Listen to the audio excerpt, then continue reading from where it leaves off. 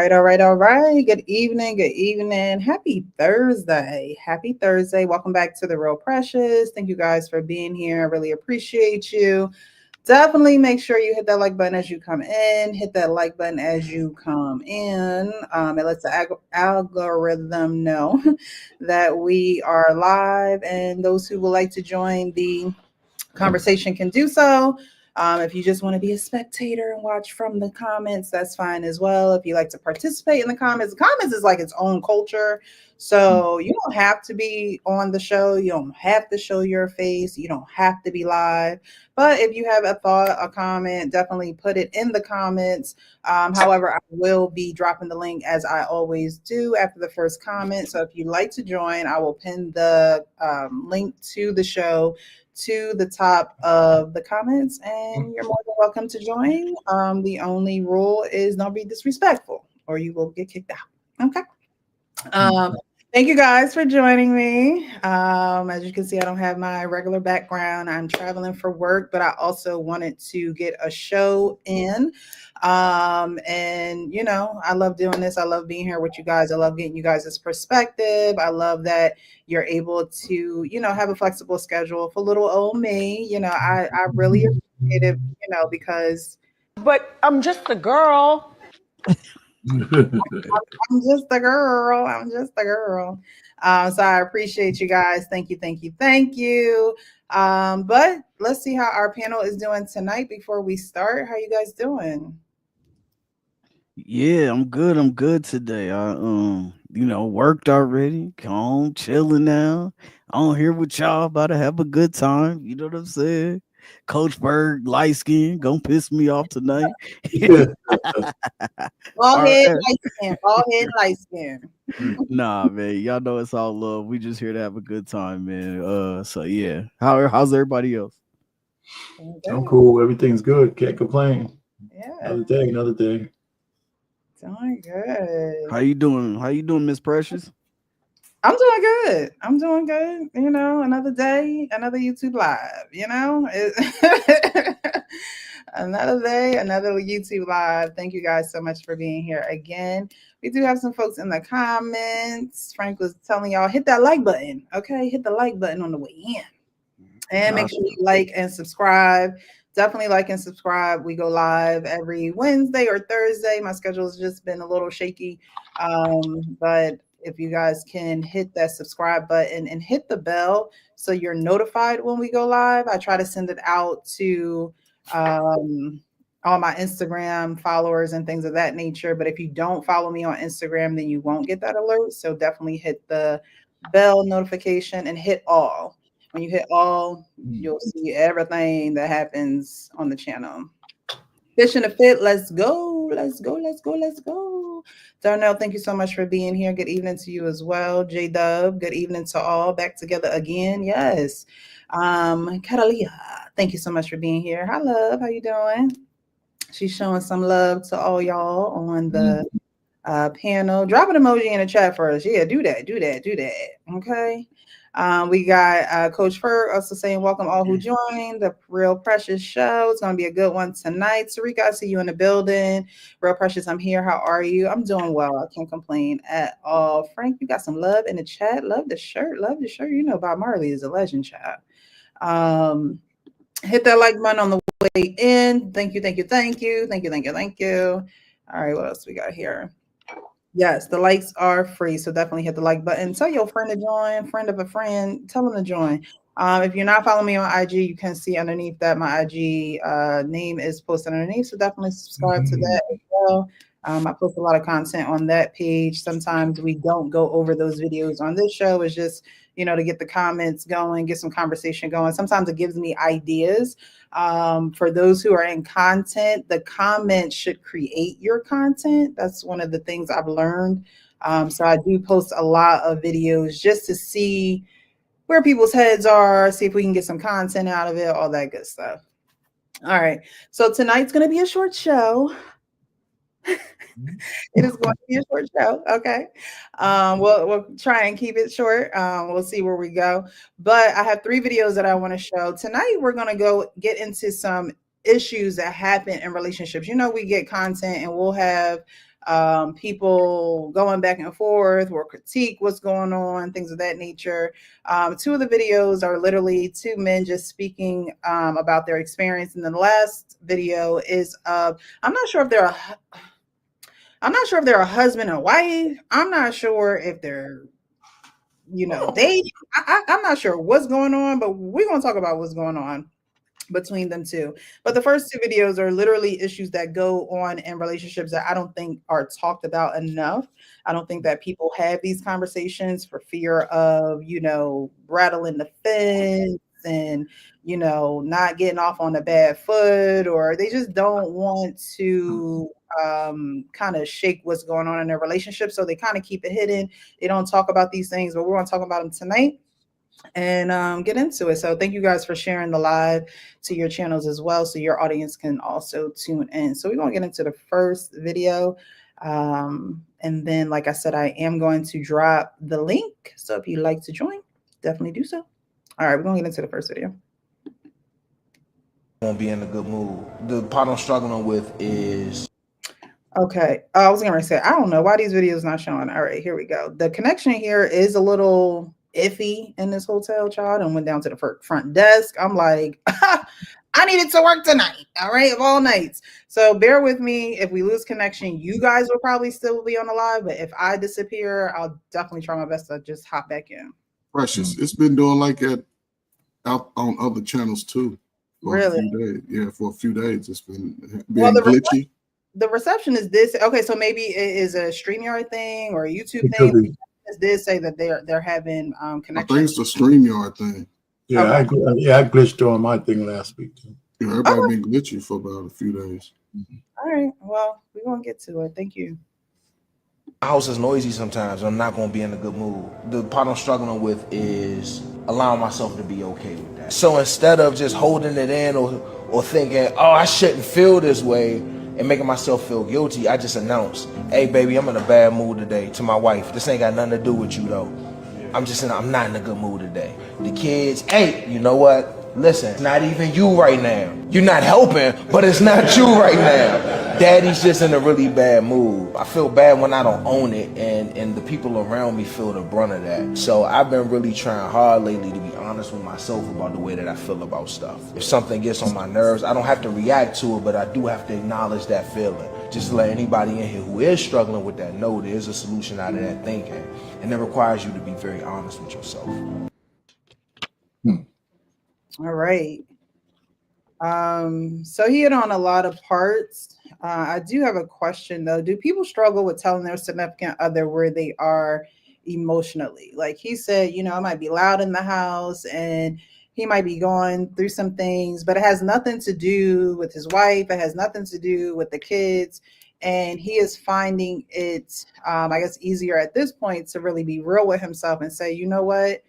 I just want to let you know that I got some things going on. It's not you, the kids, they, rowdy or whatever. You're not helping the situation, but it's not you.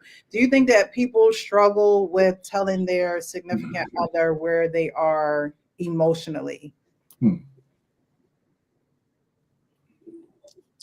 think that's case by case, but generally, I think that's where the man cave comes in. If I'm out working, that's, men, they usually say men need to just decompress when they come back from work.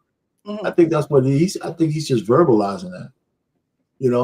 It's kind of, I say men, right? So my wife still works, I say, go out there and make that money, baby. While I turn over in bed.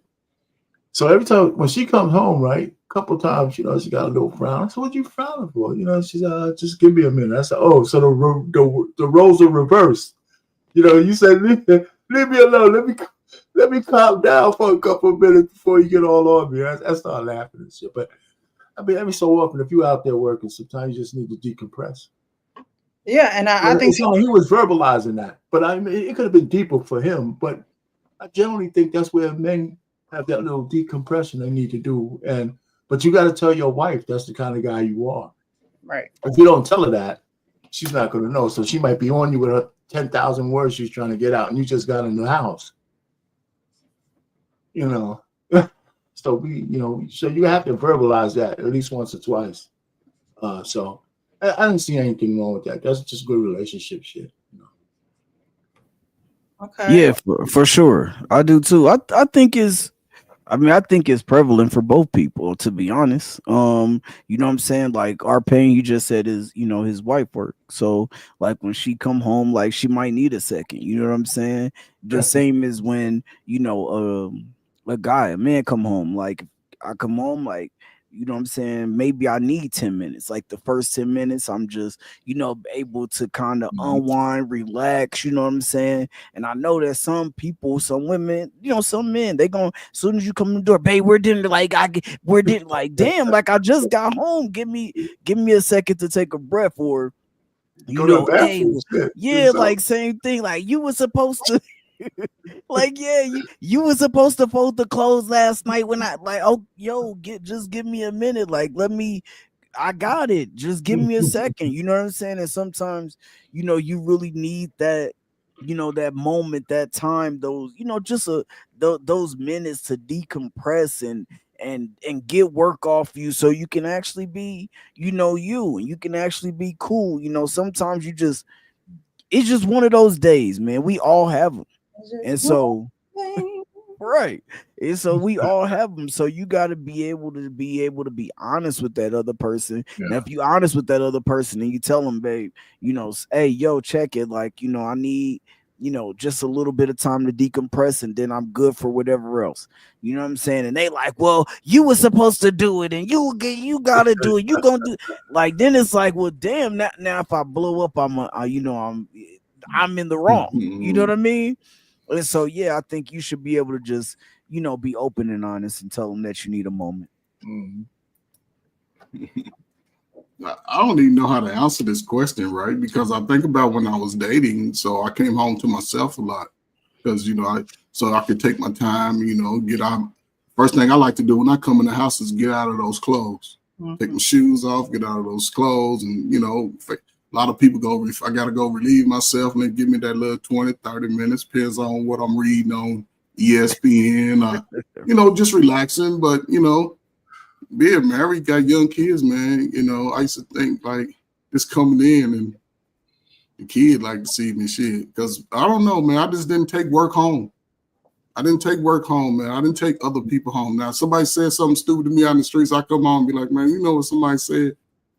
And I address it with that somebody. But, other than that, it's just, I don't know. Once you come in the house, I don't know. It's also communication and understanding what people want. Because like our friend said, if I'm dating a woman and we talking about putting our resources together, we're going to talk about when you come in. She like to come in, she got to go to the potty or whatever she got to do.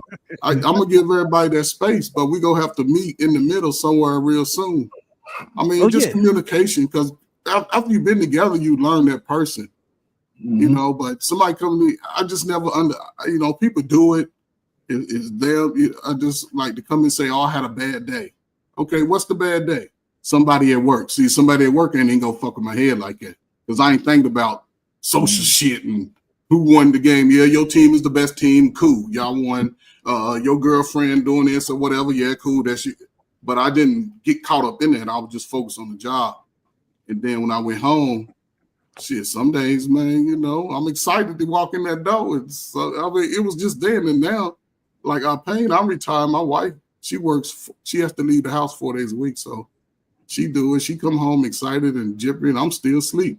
I sleep 3 or 4 or 5 every day. But then I got 2 dogs and a cat. But then, when she come home, so I just snap out and she'll come in and cook. I'll be done took. It's just, I don't know, man, especially when you get to certain years. Early, the conversation and communication is very prevalent. It really is prevalent. I think where people we looking at, the issue inside of it, but get to the point where you can meet those minds and sort of leave work shit outside. Like if you want to talk about your dumb coworker, just talk about it. Don't be talking about, what she said. And all that, you want to try the shit she said? No, don't try none of that shit in your house that somebody having a bad life in your job. But other than that, man, I love everybody. I'm going to talk to you. Come by and see Frank on Tuesday. I might come by and see our pain, chop it up for about an hour, 30 minutes, and I'm out. Precious, I'll just see you at work. And I ain't stopping by your house. You can't come to my house calling it the potty, dog. You can't call, I mean, but you too old for that, coach. yeah, but it's some people don't know what the potty is and they still shitting on their drawers. So clean, I'm just saying, I'm just, He said pot. She goes I to like pot pot. I like to be nice sometimes. I'm sorry, but yeah, Nah, I mean, good. he's speaking, but he didn't say what it is. I learned if you can compartmentalize your life as an adult, you'll be okay. Don't take work in the house and don't take your personal into work. It'll confuse your whole day because you still got to do the job while you ain't making the money. Right. So I agree with what you guys are saying. You have to know yourself, right? You have to know yourself. So if you know yourself, then you know that, like me, like I know that there are times where I may not feel like talking, or I'm not in the mood, or it might be that time of the month, too much information, but I'm just saying. But I know that I have to communicate those things, because if not, that person will feel as though I might be neglecting them, abandoning them. They think it's them, and it's a me, not you type situation. Like, it's not you, it's me. But even that's with adults, and then within knowing yourself, then you have to go deeper and know that person that you're with, and that doesn't always come with visualization. You can observe someone and say, oh well, when he comes in, he doesn't like to talk. Like, I'm not necessarily a morning person. I'm just not. And I'm just going to let you know, like, I'm not necessarily a morning person. So I don't necessarily like to talk a lot in the morning. I like to gather my thoughts. I like silence. I like to get ready for my day. I like to mentally do a, Rolodex of, who I got to contact today, who I got to call today. And there may be just things that interfere with that in our conversation, maybe in the morning, where I'm just not as aware of things as I would be if I just had that clear line of thinking and that uninterrupted line of thinking. But not only do it go for your significant other, and I know I have that scrolling down at the bottom, but a lot of times kids catch the brunt of what you're going through, and that's not clearly communicated to the kids. And so then the kids think it's them, and now they feel like they're being neglected, or they feel like they're being abandoned. And so they go and try to get that affection, attention elsewhere. And they may, get themselves in trouble, hang out with the wrong crowd, because they are getting the attention that they desire from somewhere else when they should be getting it in their home.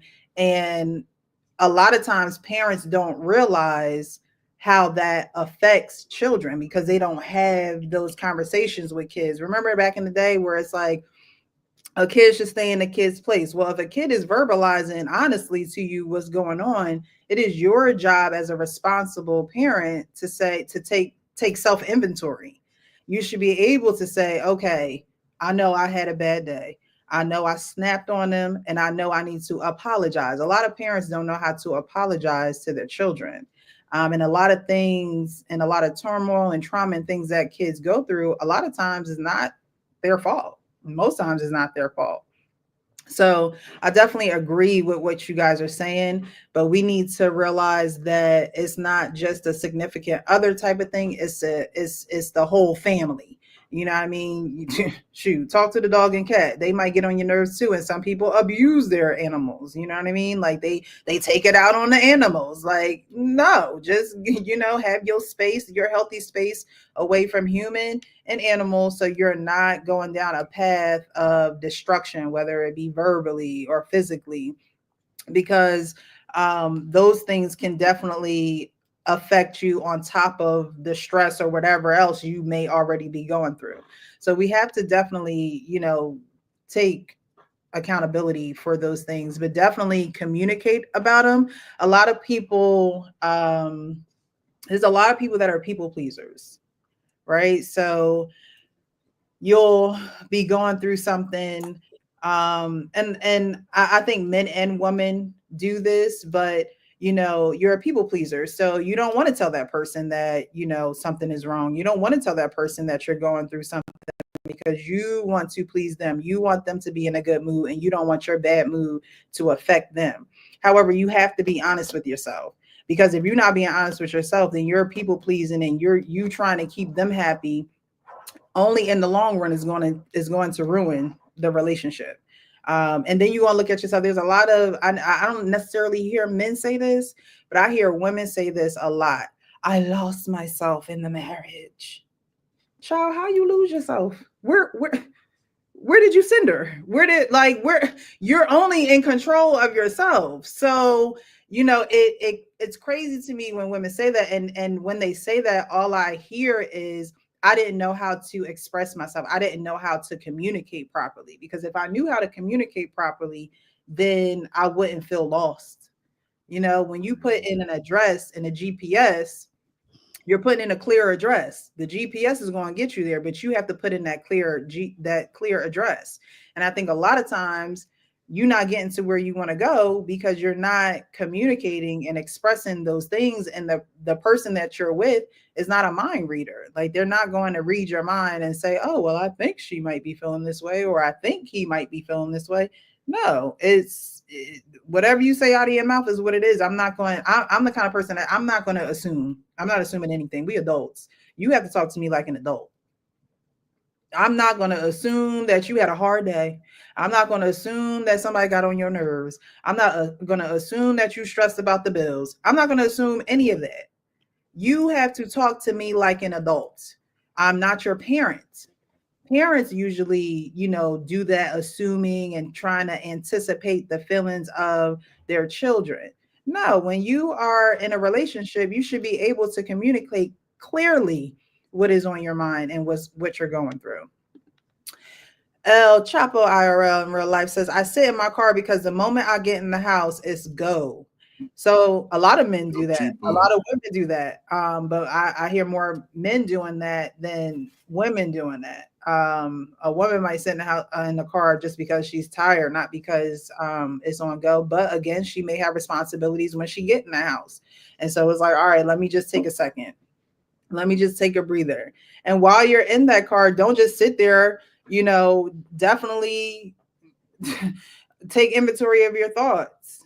Like, talk to yourself. Okay. When I get in this house, because a lot of people, when I get in this house, don't nobody bother me. Don't nobody say nothing to me. Don't nobody, that's cool. But are you really going to get the results of what you're asking for? Because nobody might talk to you, but they might not like you either. They might not talk to you because they don't like your attitude. They may not talk to you because they don't like the aura that you're giving off with trying to be left alone.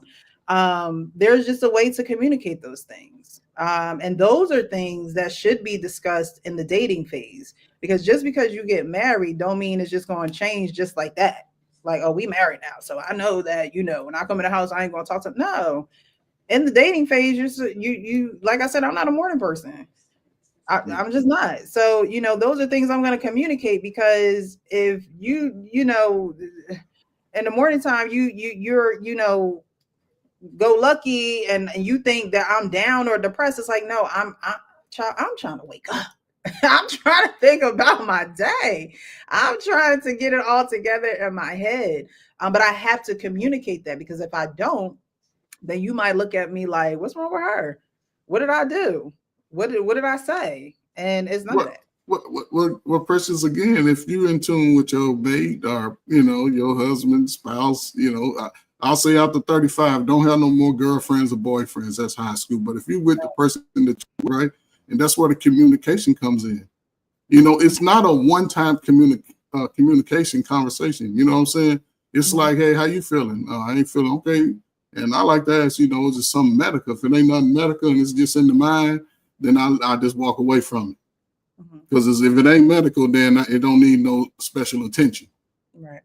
But, you know, just got to come back to it, you know. But, yeah, to my girls, Al Cheapo, you know, she's a wonderful mother. My child is very active and has a lot of energy. So, and she's a true hustler. But, yeah, you know, just when you're in that type of situation, it's important to always be in tune with your thoughts. You cannot just let your thoughts wander, then get emotionally tied to your thoughts and somebody else's thoughts. No, you have a mission in your own life, so focus on that. Work is one aspect of it. Your friends, your family is another aspect. Sometimes you mix them in together because you got some fucked up friends in your life and you got some fucked up family. You got to dismiss them after some age. You can't hold on to them. They ain't trying to go nowhere.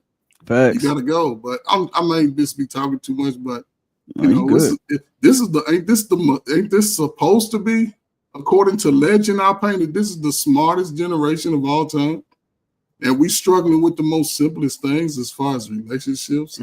You know how it is when you book smart, you might not be the most common sense smart or street. You know what I'm saying? You know, just like the people who street smart. Our pain on mute. He been talking for 5 minutes. I just say one word. Mr. President, you take that minute and I stick know, it up but your council seat. You ain't gonna put no 1 minute on me. I don't know what's going on, but you got 1 more minute, and then I'm gonna move on to others, and then we're gonna Mr. go out President, you round. take that minute and stick it up your council seat. You ain't gonna put no 1 minute on me. That's our pay right there. No, man. Don't put that on me. Don't put that on me, man. Hey, look, what I was gonna say to the losing yourself is what happens is, man, some people get in relationships and they are hyper focused on the person. They don't focus on nothing else outside of it without that person, without that person coming home, being up under him, doing all of this, nothing. It's just like, I'm not happy. You know what I'm saying? That's why a lot of people be like, a lot of women when they, get divorces and be like, yo, I left because I wasn't happy. And they'll be like, I lost myself. It's because of that. They literally are hyper focused on the person. And if you are still a man that works, or you're a woman that works, and they can't be around you all day. Sometimes you can't even, it might be hours before you can respond back to a text. You know what I'm saying? Or anything like that. And you know what I'm saying? Because of what you got going on at work. And what will happen is they will be at home bored, or you know what I'm saying? Because they don't really want to have friends. They don't, you know what I'm saying? It's all about this person, or it's all about that person and the kids. So it's like, okay, like now this person's gone to work, the kids are going to school. Who am I? What do I do? You know what I'm saying? Because after a while, that's why I be telling. I remember when I was young and I heard this preacher say, you are supposed to guide your kids, don't live life for your kids. And he was like, because when you live life for your kids, eventually your kids are gonna grow up. They're gonna get older. They're gonna you raise them to be able to leave your house and be productive members of society. Then you become the extended family. Like, right there, like at first you guys are the family. Then when they get out, they become married. You become the extended family because their first duty is to their immediate family, and you are not that anymore. You are still their family. You are still mom and dad, but you're not the immediate family. Her duty is to her husband, or his duty is to his wife first. And so when you just it's all about my kids, it's all about my kids, it's the same thing. And then, so the same thing happens when it's all about your kids, or all about that person. When you don't want to have friends, you don't want to be in a book club, you don't want to go to yoga class, you don't want to do nothing outside of that person. You're expecting that person to make you 100% happy 100% of the time, and it's just unrealistic. That will never be the case. Right. And so I definitely agree with that. Menelik says, when a man need a breath of fresh air, they want you to be gone with the wind. Like Lex says, if my woman has to bum rush me at the door, then I have never established lasting communications with her like we should have. I agree. Lost in Translation podcast. Why not decompress together in silence. I think that's, that would have to be like a practice. And I'm not saying that people can't do it. I think, there's nothing wrong with that.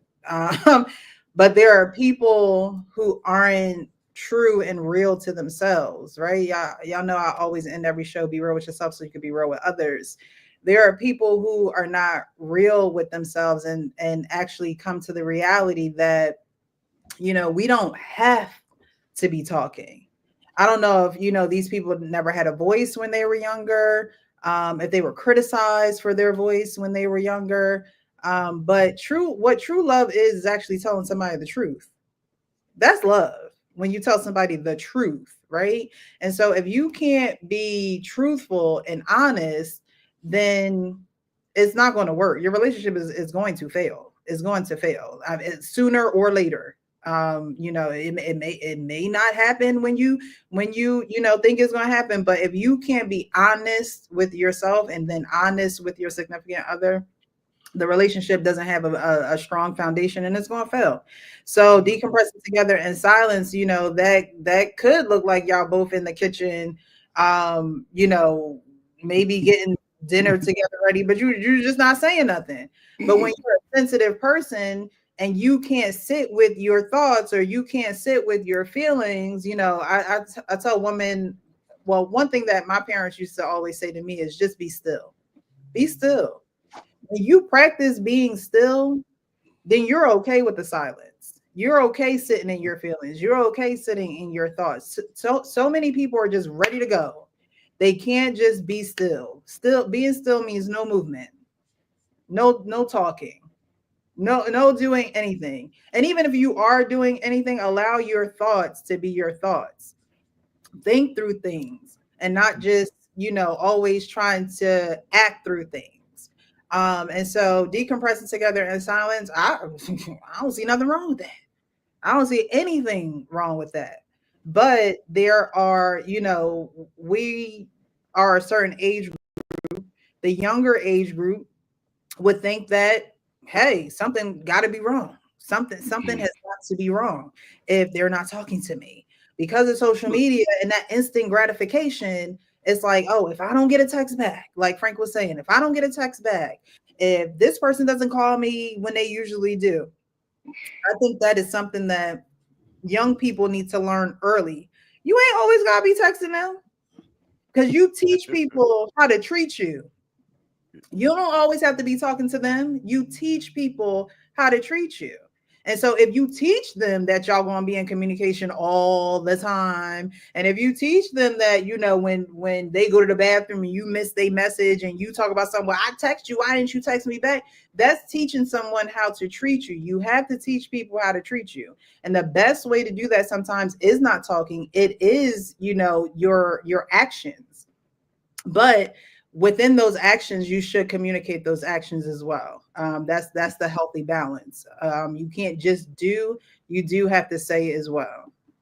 Yeah, can I address? Yeah, I want to address that. Go ahead, Frank. I'll address it after you. Go ahead. Okay. That last comment was lost. Yeah, lost, man. That is right, bro. But you know what? I think that is something that, should be practiced like in the mornings before the day gets hectic, before the day gets started, you know what I'm saying? And then, or at night, you know what I'm saying? And it could be both, like before y'all go to bed, turn off the TV, just listen to some, some soothing type of music, sit there, relax, and just enjoy it for a second. You know what I'm saying? Yeah, just enjoy the silence, you know what I'm saying? But I think that sometimes, of course, that's going to be hard, especially depending on, like, if you have children, you just coming home from work, your wife is cooking dinner, you're getting there, and now you gotta keep the kids occupied for a second and things like that. But I definitely think that is a good, that is something that can be practiced, something that is, good routine. I don't know, maybe because Precious says she doesn't like to be woke up in the morning. So maybe when she get up at 10:30 in the morning, you got to give her 30 minutes, but then y'all still get that, the what is it called, the meditation time in, you know what I'm saying, like after that, you know what I'm saying. Coffee. Let's, you brew the coffee and Right. have the mugs ready, and I'll read a book. You could, watch sports. Like those are things that you learn about each other, but at the same time, you have to know those things for yourself, right? Like I know if I don't have a cup of coffee in the morning, I might be a little moody. I might be, I probably shouldn't be drinking coffee like that. But at the end of the day, that's my warm little, that's my thing, And so I know that about myself. So those are things I'm going to communicate, like, dang, I ain't have my coffee today, or I'm a little tired today. Like I know that about, and that's not for your significant other to say, oh, I'm gonna just leave her alone then, because men will do that. Okay. Then I remember one time I was in a relationship and it was the morning time. And I was getting tickled, and I was like, I'm sorry. This is just not, I can't tickling right now. Like it's 7 a.m. All right. And he was like, well, I just won't touch you then. And I was like, wow.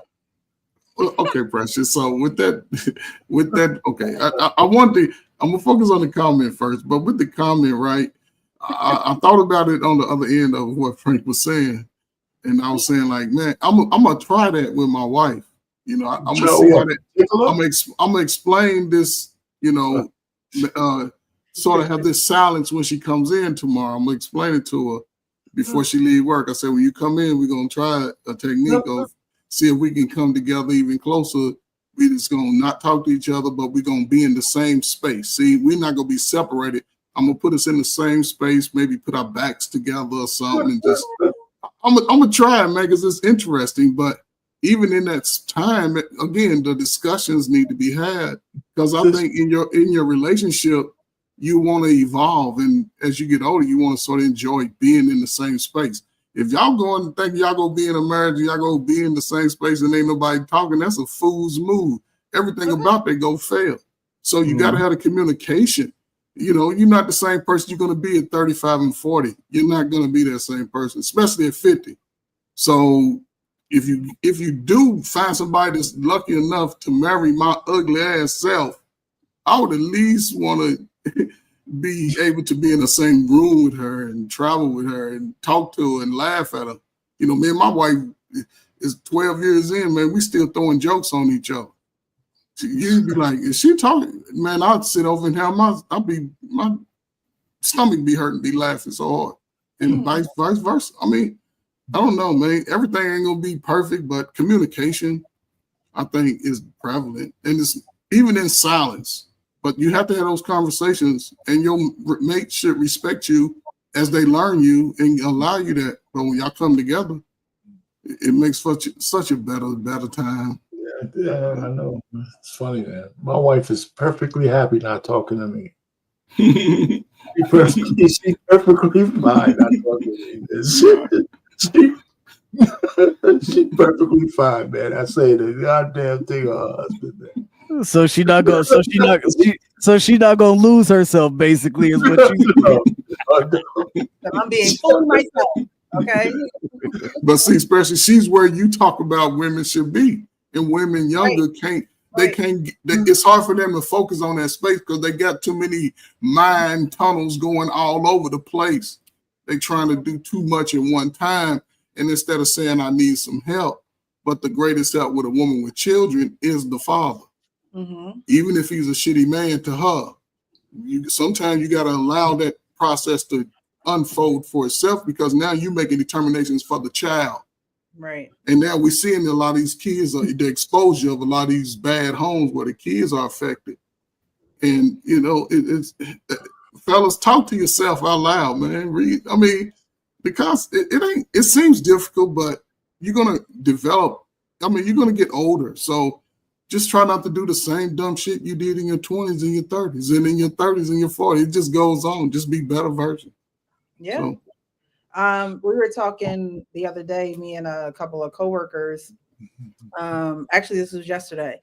And I was saying, you know, like how I have a commute to work. And, you know, I'm like on, it's a bad day when I ain't got no music on in the car. I ain't listening to no podcast. I'm not like, it's a long bad day. And that's very rare. But I also use that commute time again to get my thoughts together, to go over my day, to, what did I do wrong? What could I have done better? How could I have coached and taught better? How could I have managed better? How can, and you need that time alone to go through those thoughts, because when you are then in the house and you're cooking dinner and you're tending to the children and you're tending to your husband and you're washing clothes and you're, doing all those things, those are the things that are on the forefront of your brain, and you're not necessarily doing that inventory for the day. And then that inventory then catches up with you at the end of the week, because you've allowed all these things to, be priority over your pretty much, your peace. Now it's not peaceful anymore, because you don't know if you going or coming. You don't know, what's going on. And so, even that commute time, like people don't realize that the times that they have to themselves to actually, like you said, Coach Berg, talk to yourself. And, it may sound crazy, it may sound funny, but it actually works. It helps, because then you're like, oh, okay, I don't really have to verbalize all of this. I just, had a conversation with the team of me, and I think I'm good. I don't have to, say this to him. I don't have to, get this out. I think I kind of worked it out already, So those things are important. Black Lexicon says, when I come into the door, the first thing I'm supposed to do is find her for a kiss. Yep. And then just be quiet. Like, it ain't, that's cool. Like, and then you go your separate ways and do what you got to do for a half hour to an hour. Decompress, take your shower, take your, do what you need to do. Some men like smoking cigars. Some men like to have like a little drink. Some men like, you know what I mean? Like, do what you need to do to have your own alone time. And then that person can have their alone time. Right. And then like, Lost in Translation was saying, then you're able to do that together without being offended. Right. That's it. Right. No, that comment said the first thing he's supposed to do, meaning it was implied for him to do it, is very interesting. Right. Hold on. Is that something that he just does on his own? Yeah, he just like, yo, I'm coming in the house, I'm gonna give my baby some sugar, and then I'm gonna do my thug things. You know what I mean? And that's like, like you leaving the house, right? You leave the house, you say, you give a kiss, you say I love you, and so he's saying the first thing he do when he come in is do that, but it's just a kiss. I mean, you gotta do that. You gotta touch that. You gotta have that touch. Most, you're supposed to touch your significant other. You should have at least the minimum like 7 touches.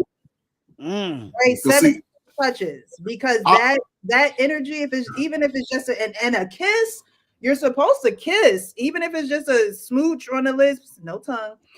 That's supposed to last. No tongue. You just got home from a long day of work, RP. Yeah. The reason why I asked, Mason, because I'm completely opposite. I have to do that in the morning. Like when I leave the house, I have to do that because if I don't come back, you know what I'm saying? But I never thought about doing it when I come in from the day. I'm like, my breath is stinking. You know what I'm saying?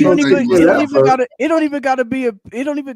But I can see that. I can see that physical touch. No, I'm with that. It just give me more ideas, man. I do it. Hey, coach, or she like it when she don't worry. Smack it. Listen, don't worry about once I'm in. Listen, once I'm in the house, everything else is good. I'm just saying. I ain't worrying about once I'm in and get out my clothes. And honestly, while that may do something for the man, that does a lot for women, right? They always say, and we ain't talking about sex, but foreplay is way before you get in the bed. Like that's the act of foreplay. It's like, all right, my baby's home.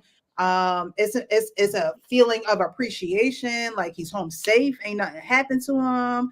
And you know, he's coming over here showing me some love. Like some people don't get a kiss when they come in the house, right? Mhm. They go straight to the man cave. They go straight upstairs. They go straight downstairs. They go Straight to the Xbox. you know, straight to the Xbox, right? Straight to the games. And the wife is like, I remember Mary, Erica, one of the sisters, has said that she said, I got all sexy for my man, and I'm upstairs, and I'm just waiting for him to come upstairs. And I'm like, hey, babe. She's like, I'm like, hey, babe. And he's like, hey. And he never comes in the room. He just goes straight to his game. And she like, I'm sitting here on the bed waiting for him to come home. And he didn't even come in there. I'm all showered, sexy, you know, done put on the lingerie. And he ain't even come in. So sometimes those things do. The first thing I'm supposed to do, him as a man, he may know that he is, you know, he may set that standard for himself. But there are some women that's like, I need you. I remember my pastor shared this before. He's not that much of an affectionate man, but his wife is. So it's like, I need you to, you know, touch me. And on the opposite end, he's a pastor. He preaches. He's like, yo, everybody else tell me that I did a good job except for you. Like, why don't you tell me that I did a good job? And she's like, you know, I, you know, love your messages and things like that. He's like, yeah, but I need to hear you say that. I need to hear it from you, just like I hear from these strangers who I ain't doing nothing. I mean, you know, I'm not saying that he's not doing nothing for them. He's the shepherd that God has appointed for the house of worship. But at the same time, it's like you need to hear and feel those things from your significant other. And if it's not being communicated as a woman, if you know you need that touch from your man, you have to say that to him, because a lot of men aren't as sexual as other people may think they are. Like they're not, like sex isn't as important to them as it is for maybe their significant other or maybe the next man. One man may say, oh yeah, we gotta have sex at least this many times a week. And then there are some men that are just like, oh, it's not that important. I don't like to do all those sexual acts. Like I've heard it all. Okay. Hey, look, you know, go ahead, RP. No, I was just gonna say. I mean, listen. I mean, I'm hearing a conversation. I mean, me and the wife, we touch every day. Matter of fact, if we don't connect in a day, we miss. You know, actually, we make sure we always connect every day. It feels like something will be missing in the night if we don't do that. Right. Gotcha. Somehow interact. It's always, you know, it's a long time, so we are. It's a routine. I very rarely just pass by my wife without touching. That's crazy if you do that. I I'm think very, like I'm always touching. I mean, I'm always touching, especially got like a pretty nice. Oh, all right, RP. No, just we're strict what kind of jeans she could wear. I said you can't go outside with those. jeans. No, wait a minute. Wait a second. We gotta put still some a hottie. Still a hottie. Go ahead. Yeah, there you go. We got color. You got to have some pockets on that shit.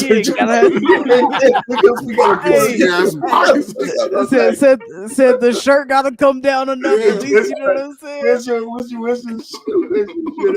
know, you didn't want it coming outside just like a Mormon. Hey, no pressure. It was two things. I wanted to comment on before we move on. It was the foreplay. Like a lot of people don't understand that foreplay is all day long. Like from the time that you wake up, especially if both of y'all go y'all separate ways. Like you go to work, she go to work, whether she at home, you at work, or you at work, she at home. Foreplay is all day, man. And that does not mean sexual, bro. It just means that, all through the day, I'm telling, hey, how you doing? Checking on you. You know what I'm saying? Sometimes that just checking on her, make her feel good. You know what I'm saying? Just let her know that you thinking about her during the day. Make her, you know what I'm saying? Like, dang, all right, when he get home, I'm gonna let him know I'm thinking about him. Like, these are things that happen all day long, all throughout the day, man. You do not have to just focus foreplay in the bedroom, dog. If you do those things throughout the day, you will get home and she will already be ready to go. You feel me? That's just most of the time. But to what's her name? Sweet Rose, I believe. I wanted to ask, like, how? Like, I wanted to know how she lost herself. I mean, you don't got to go into detail, Oh yeah, but into that. That was actually the comment. yeah, that one right there, like losing yourself in the dreams and the wants, like in everybody else's. Like, how did you forget about yours? Is what I wanted to ask. It could be. I mean, she started off saying, "Just finished the book, The Disease to Please," and I was talking about people pleasers, right? People pleasers. Started losing myself in everyone else's dreams and wants. So, you know, the talk on YouTube is, you know, be submissive and, you know, you go fall underneath the man's plan and blah, blah, blah, all that good stuff, right? And I don't disagree with any of that. However, what I will say is, you know, again, you got to be real with yourself. So, you know, you can take YouTube and social media and say, this is what's expected of me. No. What do you expect for yourself? What does God expect of you? Forget what a man expects of you. Forget what your family expected. Like for one, what does God expect of you, right? And then it's like, what do you expect for yourself? And be honest with that man with what you expect for yourself. And if he doesn't get with it, or not get with it, but if he doesn't agree, or if it's not something that falls under the plan and it's not something that he can consider for you, because I believe consideration is a love language. It's the highest level of love when you're able to consider someone else. Yes, you can consider it, but it doesn't necessarily mean you got to go with it, right? And so that's where it's just like, you know, you watch these movies and like the woman's an artist, right? And then she gets married and now it's about the man, and she's doing everything the man wants to do. She's a mother. She gets lost in being a mother. And then it's like, but I love to paint. Right. I love to draw. And I stopped doing that. Well, you stopped doing that because you felt as though you had to be, like Frank was saying, all into him. Men love when women have their own little hobby going on. Actually, biblically, you're supposed to do that because that's actually how you're supposed to bring in income. But, you know, a lot of people get married under God, but they don't want to read his word. Anyways, that's how a woman is supposed to, a man is supposed to see that a woman has a gift, right? Just like the woman sees that the man has a gift.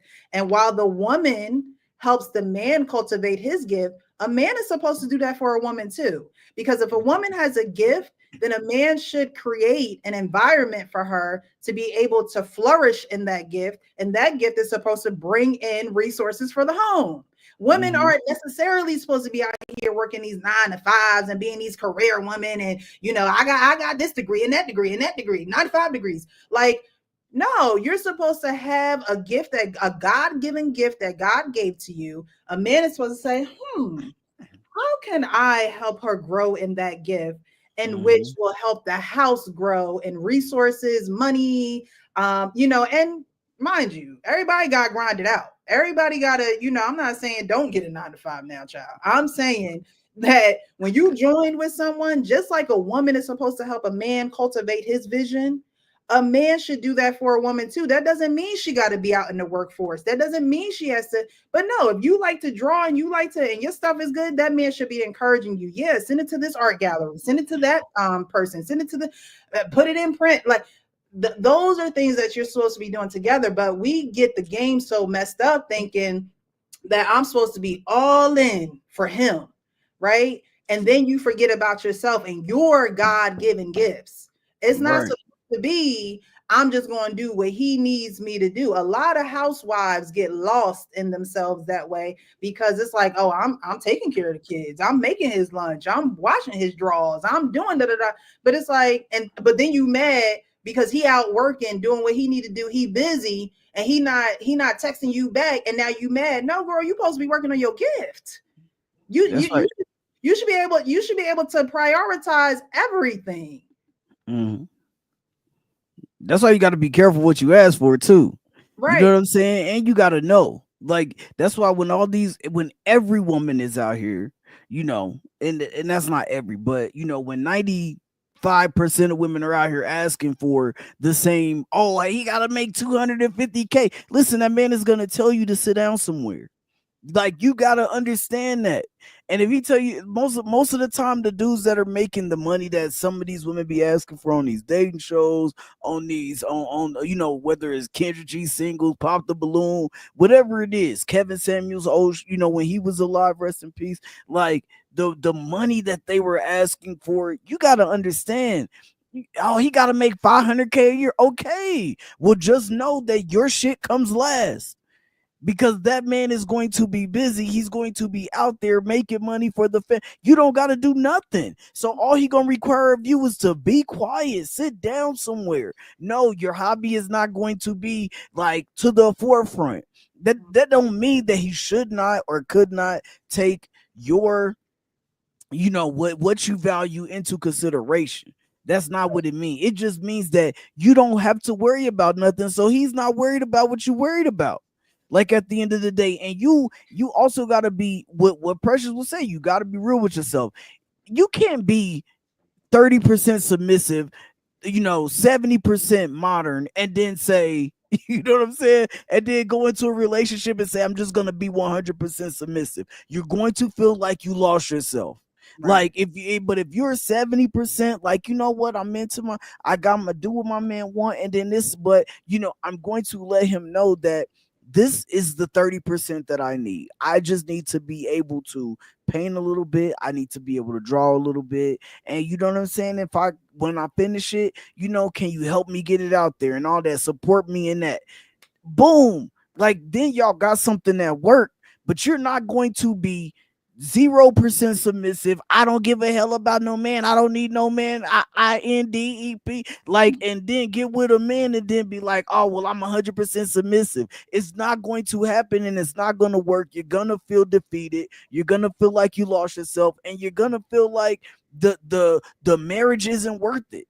But you just gotta be honest. Like, yo, let them know going in. Listen, I want to be a submissive person. I want to be a submissive woman, you know, or I want to be able to, you know, help cultivate things for my man and help his plan. But I do need these things for me, and then I'm good to go on. I'm good to go on the rest of that. Like, and that's cool. Like, I think you got a better chance of working out that way. You know, it's kind of funny. As long as I've been married, and I swear, I don't know if I ever slipped up. I don't think I ever told my wife she needed to be submissive to me. There you go. Naturally, right. No, I'm not just saying because you said it. I mean, but the vernacular on the internet has taken that word and turned it into something terrible, right?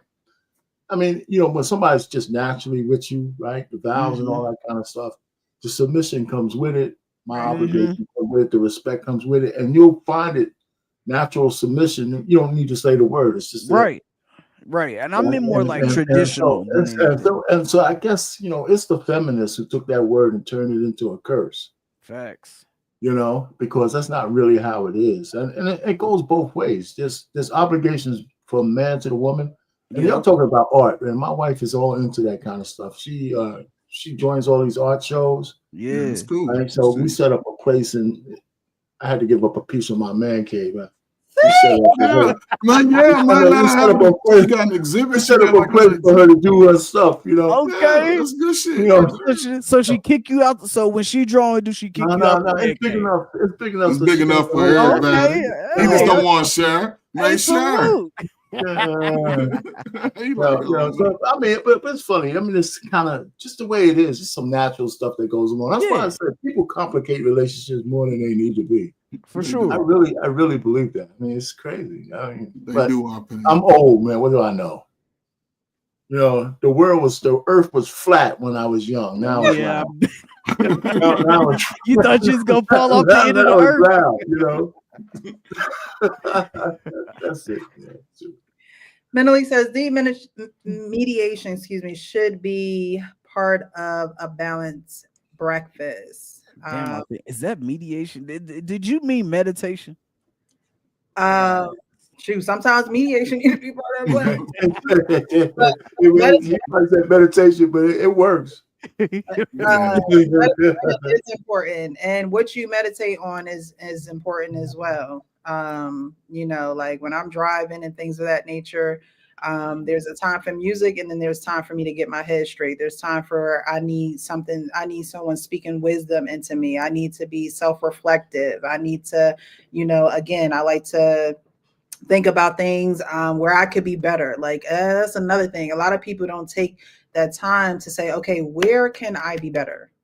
Who said what to me that was going to make me go upside their head, but I didn't because I'm trying to be better, right? Like, do you take that type of self-inventory? And I think the younger generation definitely needs to hear that, because I heard somebody say, trouble is easy to get out of, but it could be hard and expensive, or trouble is easy to get into, but it could be hard and expensive to get out of, right? And so those people are the people that are not taking time to think. You're impulsive. You're reacting. And so that is very, very, very important. Smell the Roses says, I agree with that. You can't be hyper focused on your spouse or your children. And it's just a time and place for things. Yes, meditation is what I meant. Right. So, for some people that might be, listening to smooth jazz, or again, might be sitting out on the patio having your cigar, or that might be watching an inspirational word where you're able to soak in that information. And meditate means I'm not just doing it once. Meditation, ION, is, in the act of continuously doing it. Right. So it's not like one morning I just get up and like, oh, let me just listen to something real quick. Like, no, I do that every morning on the way to work. Right. Every morning on the way to work, I am meditating on the word. Okay, how should I be today? How have my actions, affected me? Or how can, I help others? So those are things that we have to definitely be conscious of and aware of and be real with ourselves with. All right, next video. That was a good one, guys. Thank you, thank you, thank you. Lord, Sean's going to join us in a little bit. I'm going to play this video and then we're going to get into the second topic, okay? Your wife. I didn't like mine for a while. Hold up now. We need air word. StreamYard really trying to make us sheesh. What do you do if you don't like your wife? I didn't like mine for a while. Actually, for about 5 years. She was critical. She was honest. She was hurting. And at the time, I thought it was all completely unreasonable. How dare she be upset with me? How dare she call me out for my stuff and tell me that it's hurting her? Nobody had ever done that before. Nobody had held me to that standard. I didn't realize that's what I was getting into when I got married. I thought marriage was a make me better plan. That it would just, her coming into my life would just improve everything about my quality of life. And I was thinking about it for me. And really what she did was expose the pain that was pre-existing inside of me.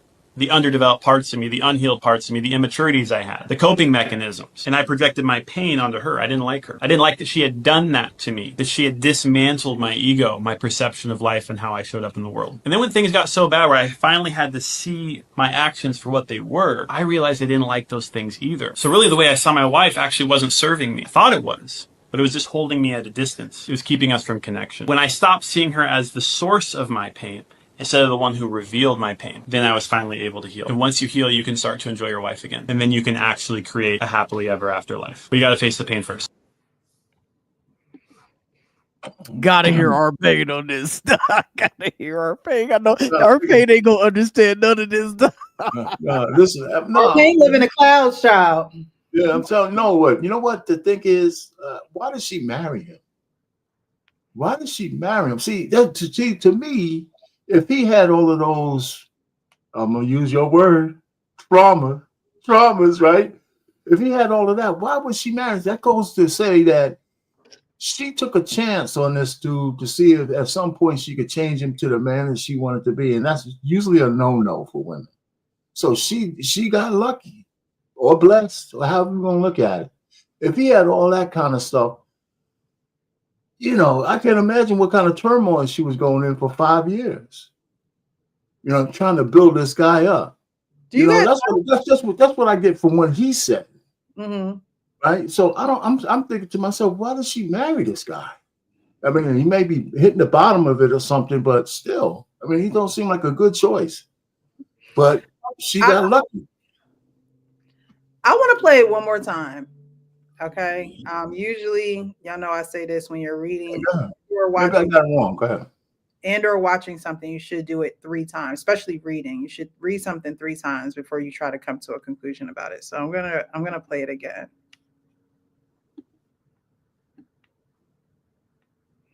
Because, and before I play it, I don't remember if y'all remember Michelle and Barack Obama and how Michelle said she did not like her husband for some years. Okay, That's the. but the years that she didn't like him did not outweigh the years that she did like him. But I'm gonna play this video again. What do you do if you don't like your wife? I didn't like mine for a while, actually for about 5 years. She was critical, she was honest, she was hurting. And at the time, I thought it was all completely unreasonable. How dare she be upset with me? How dare she call me out for my stuff and tell me that it's hurting her? Nobody had ever done that before. Nobody had held me to that standard. I didn't realize that's what I was getting into when I got married. I thought marriage was a make me better plan. That it would just, her coming into my life would just improve everything about my quality of life. And that could preach right there, but we're going to keep going. I was thinking about it for me. And really what she did was expose the pain that was pre-existing inside of me.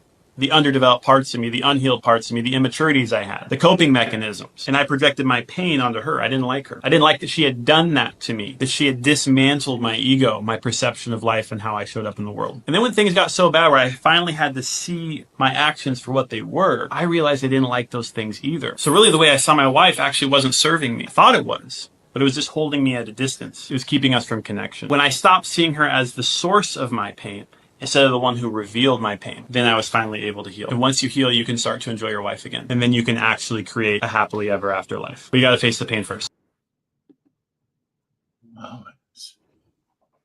Okay. I mean, it's good, but 5 years, I mean, that's a lot of growth. It's just that he had to be showing those red flags before they got married. I don't think so. I just want to say this, right? I remember, Arpain, you had shared with us about your wife not liking you speaking to her in a certain manner, correct? Mm-hmm. Yep. How did she come to you about that, and how did it make you feel when you knew you had to change the way you spoke to her? Well, you know, the funny thing is, I figured it out on my own. Because I couldn't get past, like we had a minor argument or whatever it is. I couldn't get through to her, even if I was right, if I was dropping F-bombs. So she didn't come to me and say, you know, she doesn't curse at all. She doesn't like to curse. I just figured it out. I said, you know, she doesn't like it. So I just said, let me stop doing this when I'm talking to her. Mm-hmm. You know, and it was a growth moment for me, but his thing sounds a whole lot deeper than mine, you know. However, but I know it's the same point. You got the right point. It was on me. I knew that was something that she didn't articulate it well. She even really try to articulate it. I figured it out. All right. Figured it out through what though? Did she give you silent treatment? Did she not respond to you when you spoke that way? By the way she responded. By the way she responds, I got to get a better response out of her. Maybe it's the way I'm approaching these situations. And not getting that response out of her, what did it do to you? Did you get frustrated? Did you say, okay, why am I not getting the response I need out of her? Like emotionally, how did it make you feel? Because obviously it made you change. Well, you know, I mean, I was going to be married to this chick for a long time, so something had to give. You know, so, and we didn't get into a lot of spats. I mean, I know she didn't like cursing. Just in regular, she don't like cursing. So I said, well, if I'm dropping a few F-bombs, I never call her anything like a B word. But, you know, when you just use the language, you know, I just said, you know what? You know, I got something for you. So I told you that one time we did have an argument. A small one. And I didn't curse. And she looked at me and she says, she was just waiting for me to curse so she could ignore me. And I didn't, I was calm. I was, you know, just saying it. And she got mad at me. She said, why don't curse? How come you purposely not cursing? I said, that's right. I want you to hear me. And she said, we laughed. I can't even remember what we were arguing about. It was so funny. We laughed at it. I said, listen, I got you. You know, from now on, you're going to get the good me. Okay, listen to what I gotta say. Get the good me, right? So you're gonna get the good me. He used the verbiage expose pre-existing pain. I'm not saying that you had any pre-existing pain, but he also said that helped the undeveloped parts of him, right? And so in a way, it helped you be better with your vocabulary and how you spoke to your wife.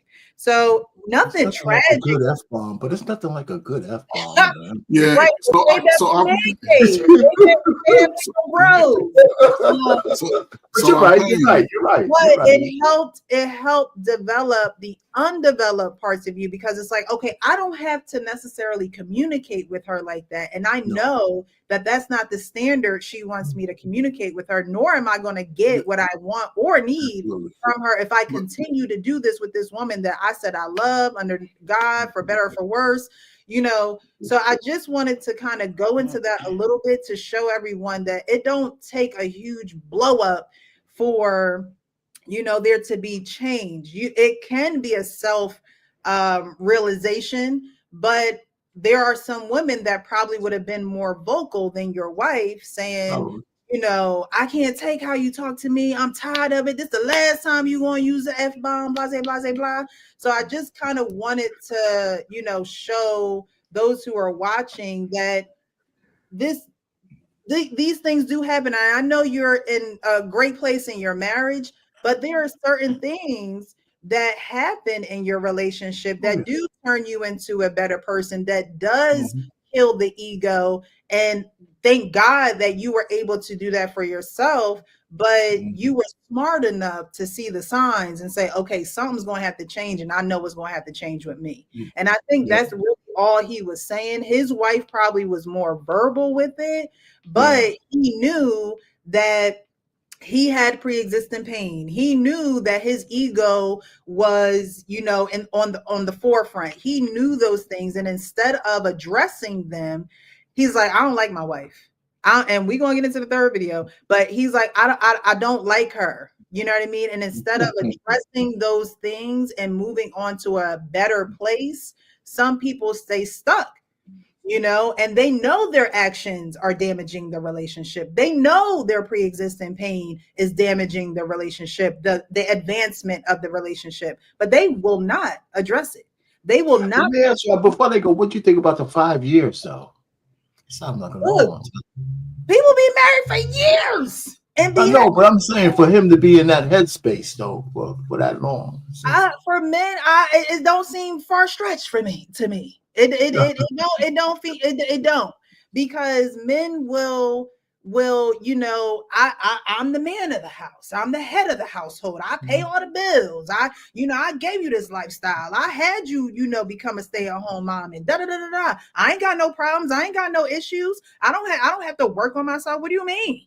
You here for me, like he said. I thought marriage was gonna be a make me better plan. That was his mental. That was his mentality. And so when you go into it like that, anybody trying to mind you, this is his wife. This is who God sent you to reveal that pain.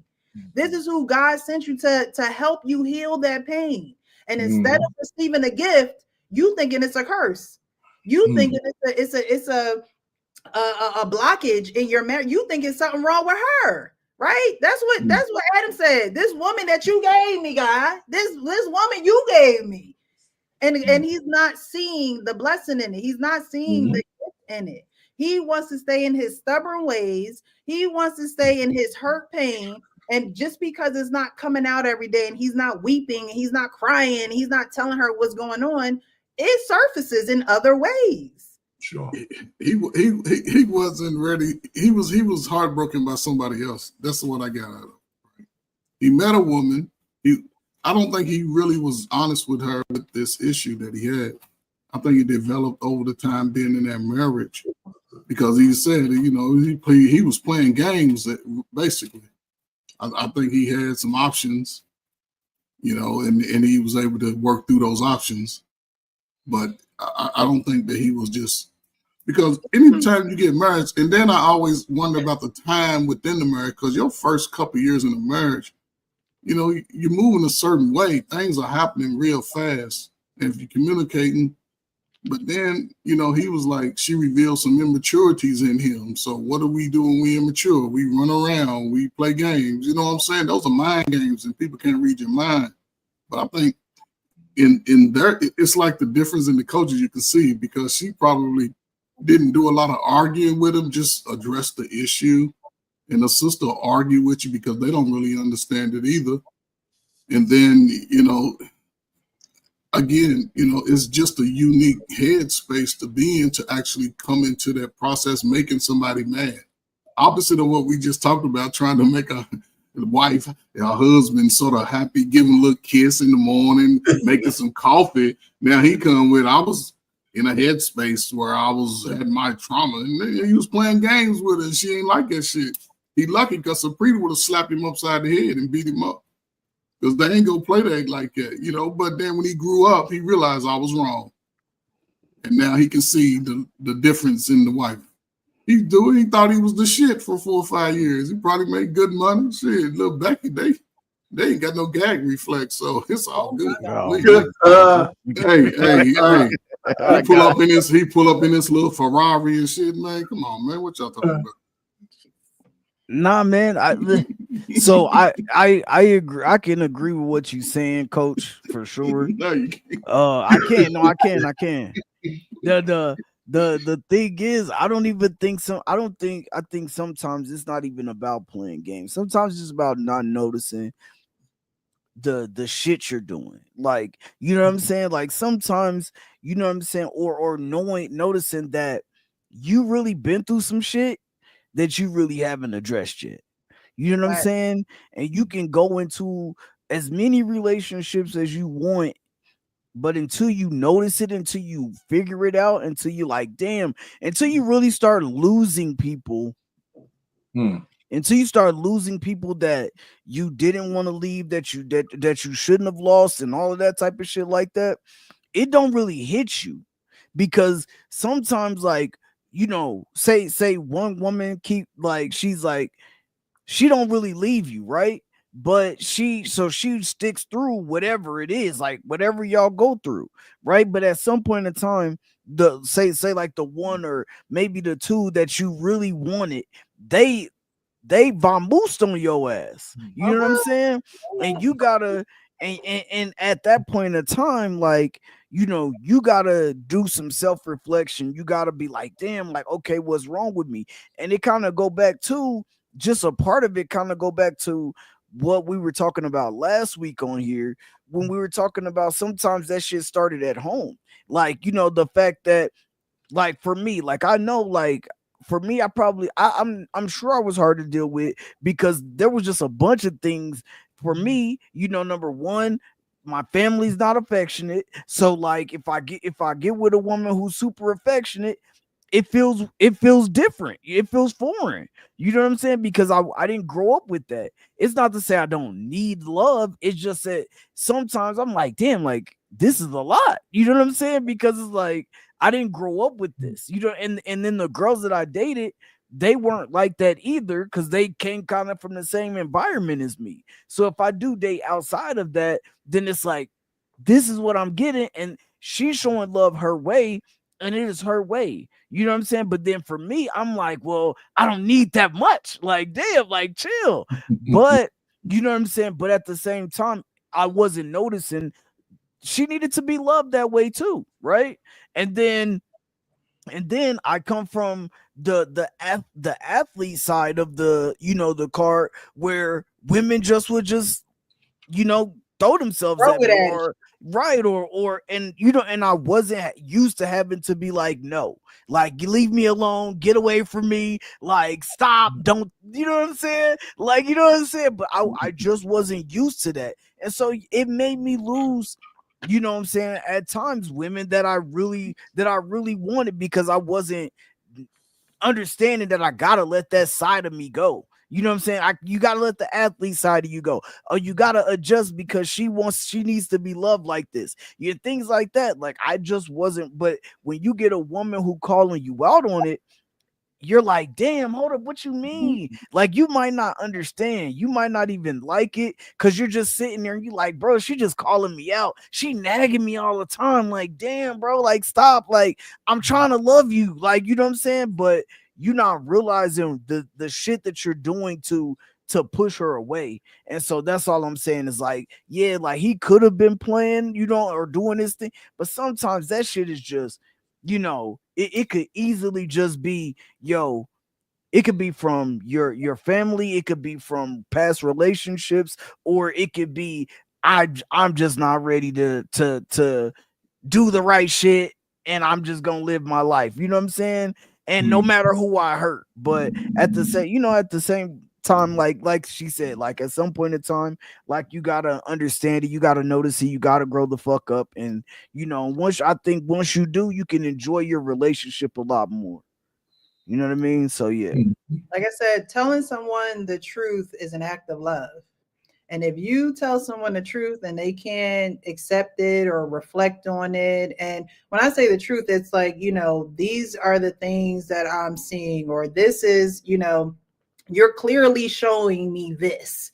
And so if you're clearly showing me this, I can't get on board with that, right? Like a lot of people, they'll just be like, okay, well, go on then. And they won't say, I wonder why she's seeing that, or I wonder why I'm coming across that way, or they're not taking, again, that self inventory, and they're not doing that, that they're not having that thought process. And even if they are, they're not, I always say, a lot of things can stay between your ears. But if you don't say it, if you don't get it out, it's just going to kill you from the inside. And then you're going to have health issues, right? So those things are super, super important to get out of your own way, because a lot of times we can be in our own way because we don't want to, or we can project on other people because we don't want to be honest with ourselves. Okay. You got issues. You shouldn't even go near a woman. You shouldn't even try and take a woman on a date. You shouldn't try and sleep with a woman. You shouldn't try and do any of those things, because the closer you get to that woman, the closer she's going to get to you, and the more she's going to see you for who you are. And if you don't want to be better, don't get with someone thinking that you're getting all that you need. And then when she says to you, oh, these are the things that, bother me, or these are the things that you could do better because, I see the best in you and things of that nature. And now it's, oh, I don't want to address none of that. So I'm just not even going to talk to you no more because, you disturbing. Like he said, she was critical. She was honest. She was hurting. Those are things that you should be able to come to your spouse or significant other about and have an open, honest conversation about, and you guys should be able to talk about those things in honesty and in truth and in wholeness. But there are people who just want to be kept in pieces, child. They just want to be in pieces, and they want other people to scoop them up in all them pieces. And it's like, I can't hold all these pieces. Okay, I'm gonna need you to piece together some of these pieces. All right, I'm not a dustpan. I can't hold all these pieces. I only got two hands. Hi, Sean. How are you this evening? Thank you so much for joining us. What's going on? My apologies for my lateness. How's everybody doing? How y'all doing today? Right. That's good. That's good. I'm good, Sean. Sean, don't get on here being long-winded. We got a short show tonight. I already know what you on. I already know what type of time you on tonight, Sean. I only get long-winded when I'm going against pain. That's it. And then I'm gonna move on to others, and then we're gonna Mr. go out President, second you round. take that minute and stick it up your council seat. Now, You ain't gonna put no 1 minute on me. You take that minute. You got 1 more minute, and then I'm gonna move on to others, and then we're gonna Mr. go out President, second you round. take that minute and stick it up your council seat. Now, You ain't gonna put no 1 minute on me. All right.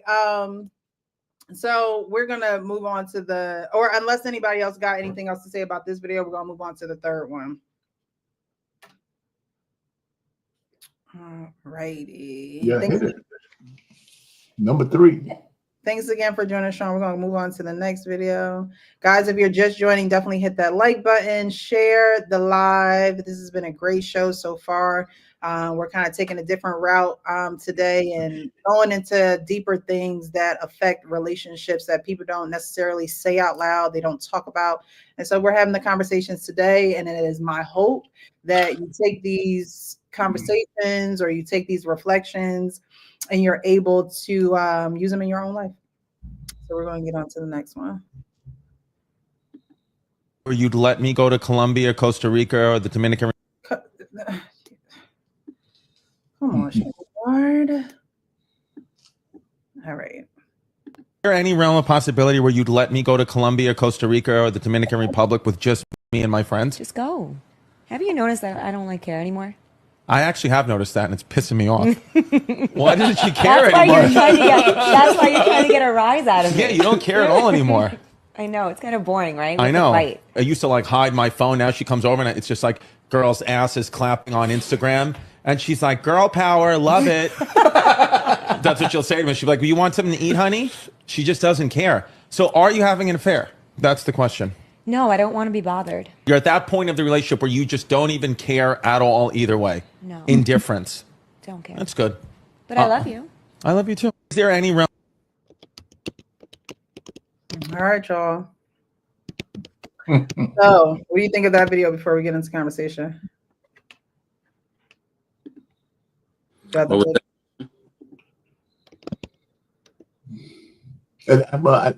I didn't see the video. I mean, I just heard the video didn't play, did it? I didn't see the No, video. it didn't. No, the video didn't play. It was just sort of It was audio. just audio.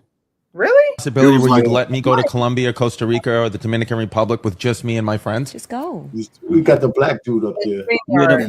Yeah, the black dude up there. Is there any realm? I see it now. Yeah, it's just lagging. Yeah, that's all right. We heard the dialogue. That's Yeah. cool. Okay, I see it on my end, so that's weird. Sorry, guys. Okay. It's all good. All right, I'll play it one more time just so you can hear it. Possibility where you'd let me go to Colombia, Costa Rica, or the Dominican Republic with just me and my friends? Just go. Have you It's noticed doing the that I same don't thing. like care anymore? I actually have noticed that, and it's pissing me off. Why doesn't she care That's why anymore? you're trying to get a rise out of me. Yeah, you don't care at all anymore. I know, it's kind of boring, right? I With the know. fight. I used to like hide my phone. Now she comes over and it's just like girl's ass is clapping on Instagram. And she's like, girl power, love it. That's what she'll say to me. She'll be like, well, you want something to eat, honey? She just doesn't care. So are you having an affair? That's the question. No, I don't want to be bothered. You're at that point of the relationship where you just don't even care at all either way. No. Indifference. Don't care. That's good. But I love you. I love you too. Is there any realm? Wow. Go Now, ahead, what Sean. was the question?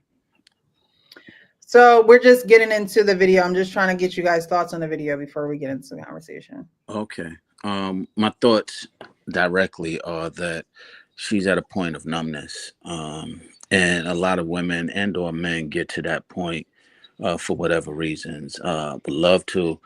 Therapy usually what helps you get to those points, and or great conversation, honest and open conversations. And but she's at a point where she's numb, and it's an unfortunate reality because she's no longer working towards the relationship, and the lack of that work is going to lead to the failure of that relationship if she doesn't change it or redirect it.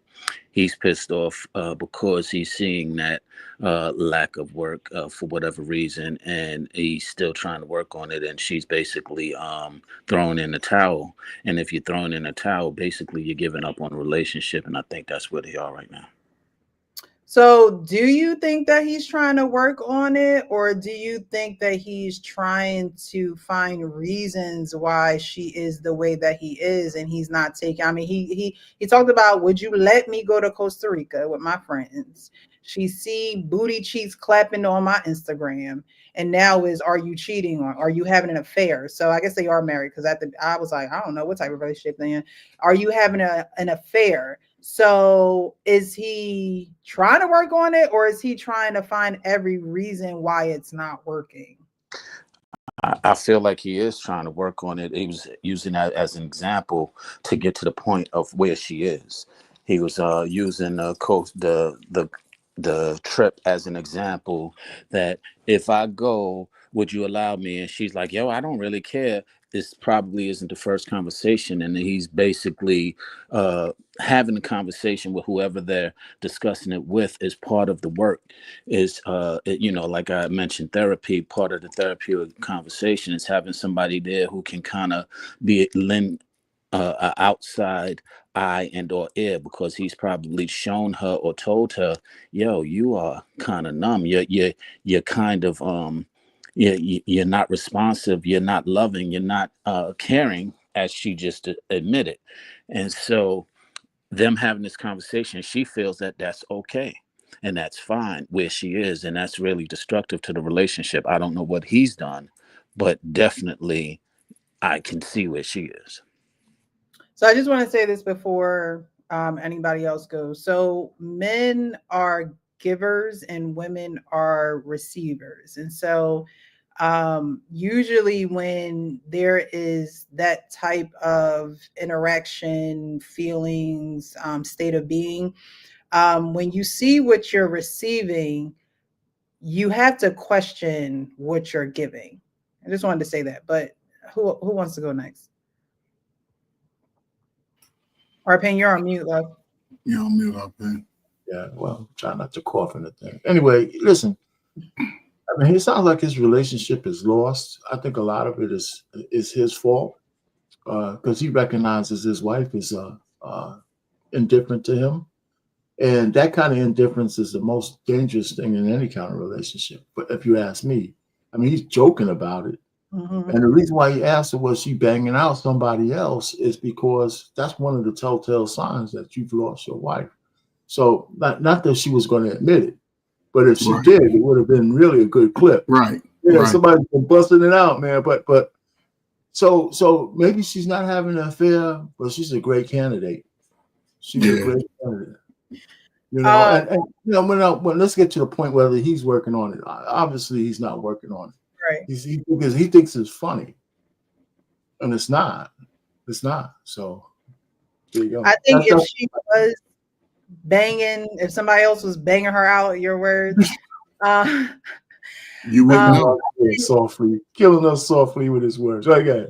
I think if that was the situation, that would be such an easy out for him, right? There's a lot of men who are like, yeah, of course. As quiet as it's kept, there are men who stay after a woman cheats. As quiet as it's kept. It's not, I mean, I know on YouTube, it's like, I will leave her.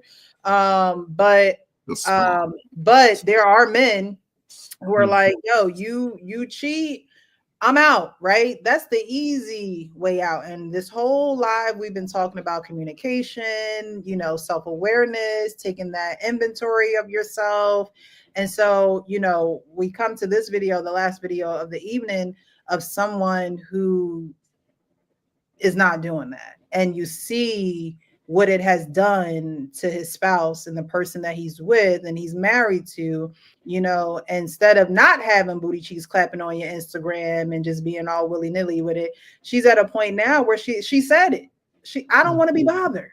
No. She don't gotta be cheating. She don't gotta be banging nobody else out.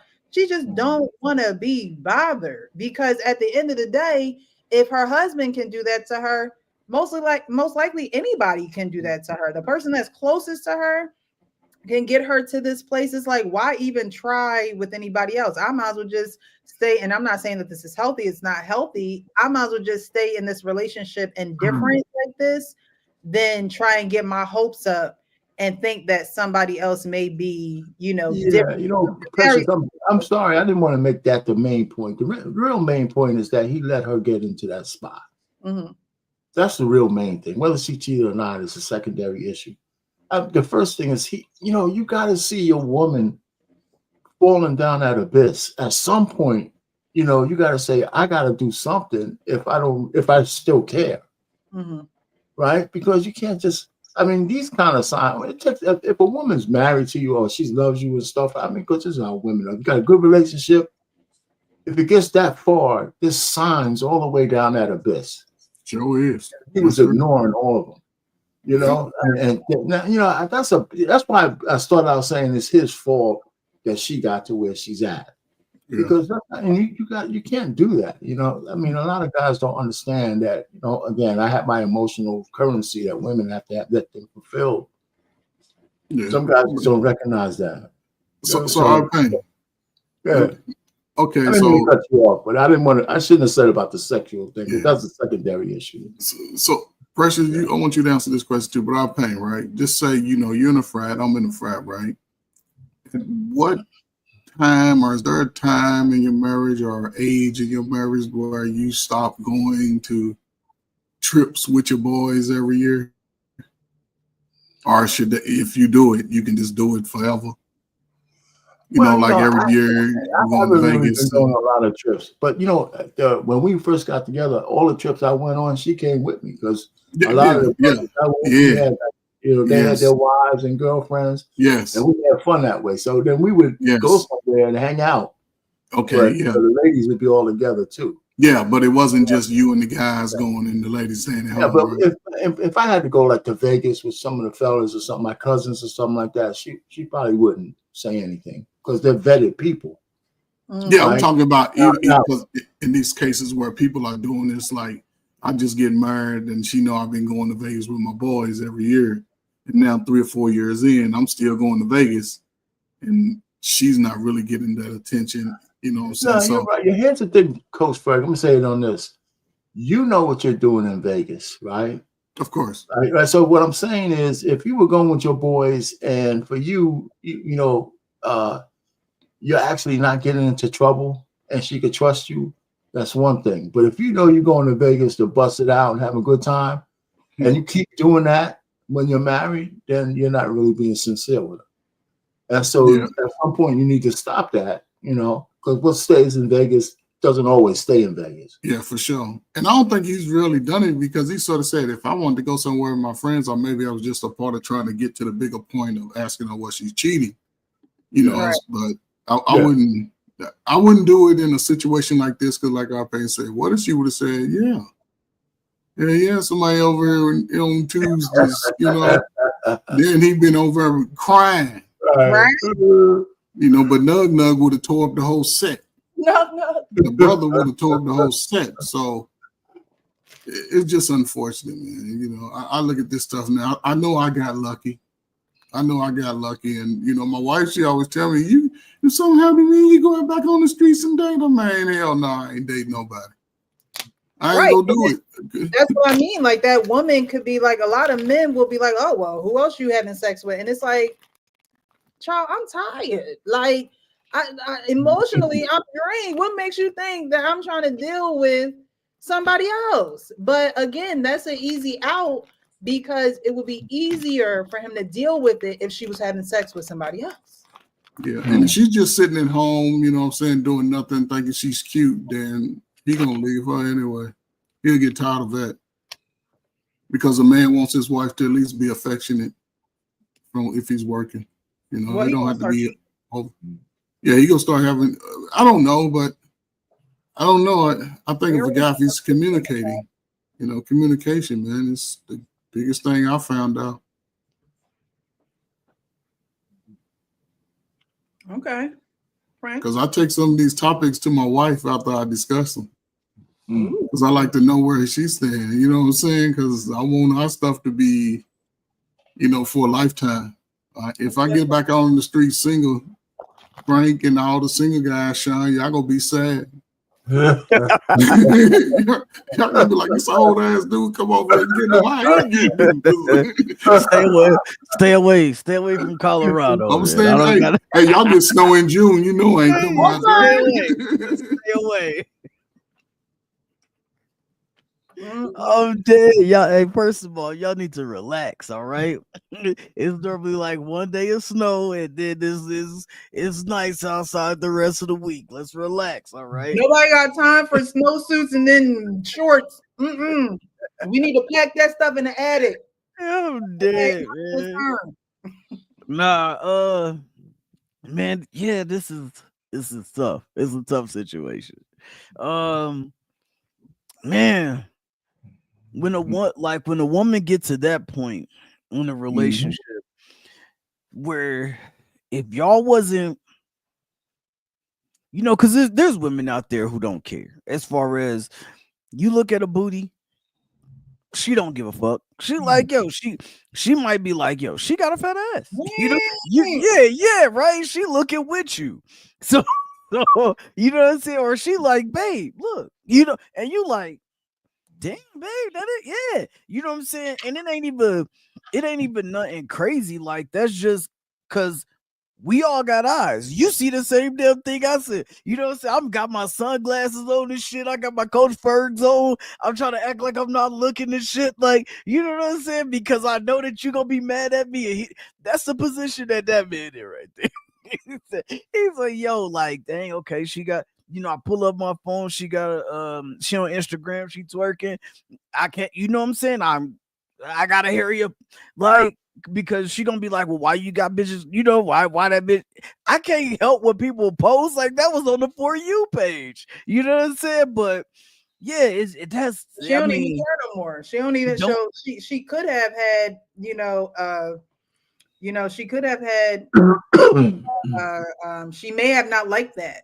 But now I don't even care no more. Yeah, I was about to say, or maybe she got to that point to where she was just like, I know you gonna look. You know what I'm saying? It's fine, whatever. You know what I'm saying? And that necessarily don't mean that that's the end of the relationship. She just like, yo, you're gonna look like I look shit. You know what I'm saying? But the other things, like when he brought up the example of traveling, you know, now some women are okay with that too, like, because they trust their man, they know they man, you know what I'm saying, and that man don't give them a reason to be like, yo, you know, to you know, distrust them or anything like that. But you know, if that wasn't the case and she never was okay with you traveling alone, and now she just like, go ahead, get out. Like, now we got problems. Like, you know what I'm saying? The other shit is little shit because you don't know how drastic that was in the relationship. You know what I'm saying? But when she's starting to let you go by yourself, don't care that you gone, and all of that type of stuff like that, then like we gotta address some shit. Like, we gotta put this out on the table. Like, okay, so what is it? What the hell am I doing now, or what am I doing that's making you get to the point to where you don't even care if I go on a fella's trip? You know what I'm saying? Because I damn sure don't want you going on a woman's trip. You know what I'm saying? Like, I mean, DJ Envy wife was going on 21-day women trip. You know what I'm saying? Like, she take a one trip a year for 3 weeks. Like I couldn't deal with that. Where my baby at? You know what I'm saying? But he said, you know, of course, what he say? Like, she takes care of the kids all year, so I take care of the kids for those 3 weeks, and she can go decompress with her homegirls. But I couldn't do it. Like, I mean, issues in their sexual life too, right? Too. You know, it's like, all right, now we got to get together. Yeah, she said, Buddy wasn't getting her to that point. And I mean, and a lot of women say that they live that way anyway. Like, they don't massages. Yeah, so she was enjoying them. She was enjoying them eyes. But she put them on blast like that. That's a modern person thing. That putting them on blast like that, I don't know how you recover from that. So I mean, they still together. I don't even think they had to recover. He already knew. I think they're together, but he has acquiesced to her since she caught him cheating. Since she caught him cheating. Yeah, he's been paying for that for the rest of his life, man. He's still paying for it. He looks like every time his wife comes up, he like shrinks a little into like a turtle shell and shit, you know? Yeah. Yeah. So yeah, he's gone. Yeah, man, that's my take on it. Like, once it got to the other things that are more drastic, you know what I'm saying, that are when you're traveling or doing all of that stuff, and she don't care, then that's when it's, you know, that's when you know that it's a real fucking problem, and it might be too late for you. I can tell y'all a story, though, real quick one, right? Because I've been like this for a long time. When I was working, I had to be like 20-something years ago. Young guy, we were at the bar. I didn't know this guy from Adam. And he's drinking, you know, we had a couple of drinks, and, you know, I don't know, we struck up. He's a newlywed. He was married for like maybe 2 years. And his wife is giving him some stuff because they got a new baby. Right. And he's telling me, you know, she's nagging me doing this. I said, well, you know, what are you doing? I said, well, she's got to take care of the kid. I'm working, blah, blah, blah. I says, have you ever, I said, so why don't you do this for a change? Why don't you just go home one weekend and say, listen, I got the kid for a weekend. You know, go hang out, you know, Don't worry about it. I got this. You don't even have to do it on a regular basis. You just have to do it enough that she knows that you're going to take the. And I said, well, first thing I asked is, do you want to stay married? I asked him, do you want to stay married? I said, if you want to stay married, you got to give that lady some relief. You know, just go ahead and get the kid. But I know you love your kid. Get the kid for a couple of days. Tell her, go hang out with your girls, man.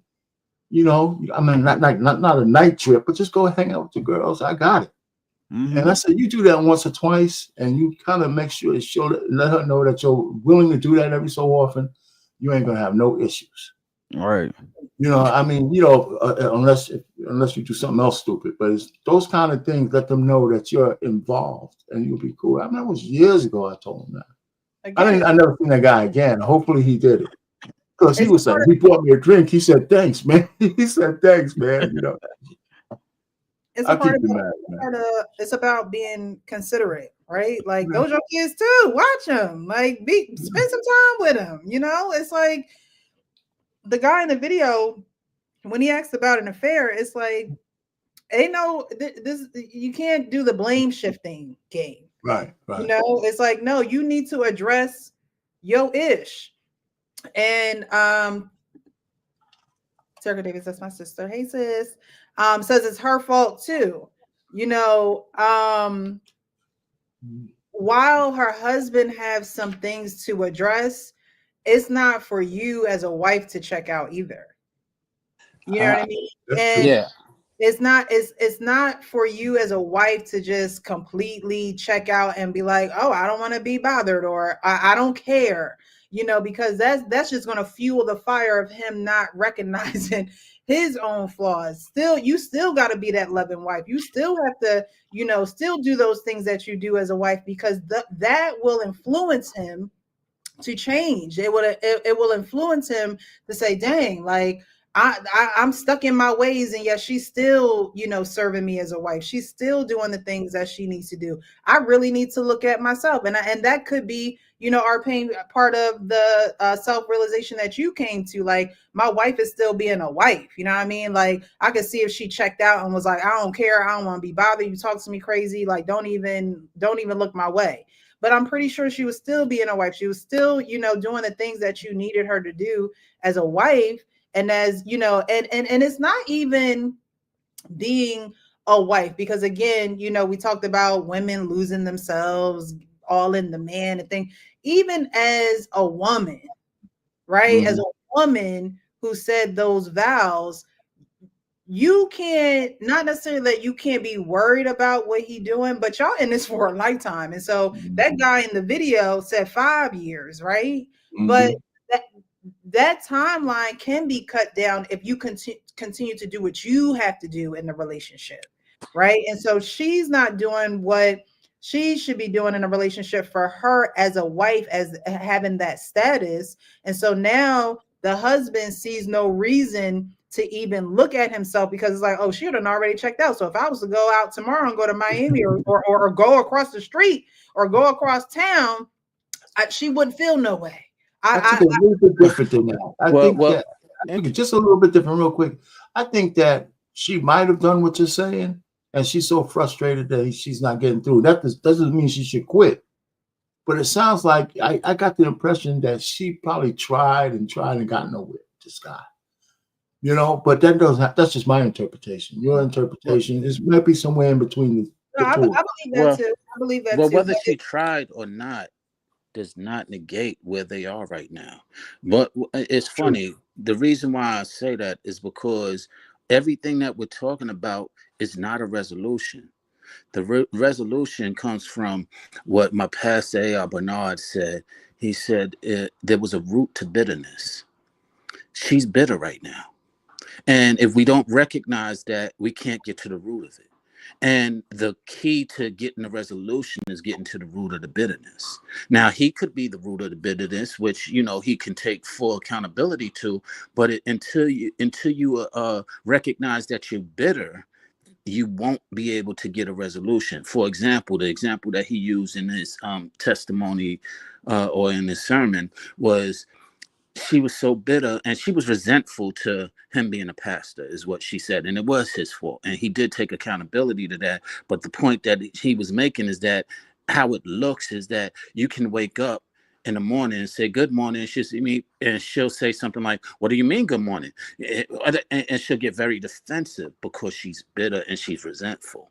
That's showing of that numbness, and that showing and that display of I don't care is, to me, a clear identity of there's an issue there. Now, we're talking about his issues, but we got to address her issues. She is bitter and resentful right now. She definitely is. She definitely is. They're a team, so you can't look at one without looking at the other. You know what I mean? Like it's not all him, it's not all her.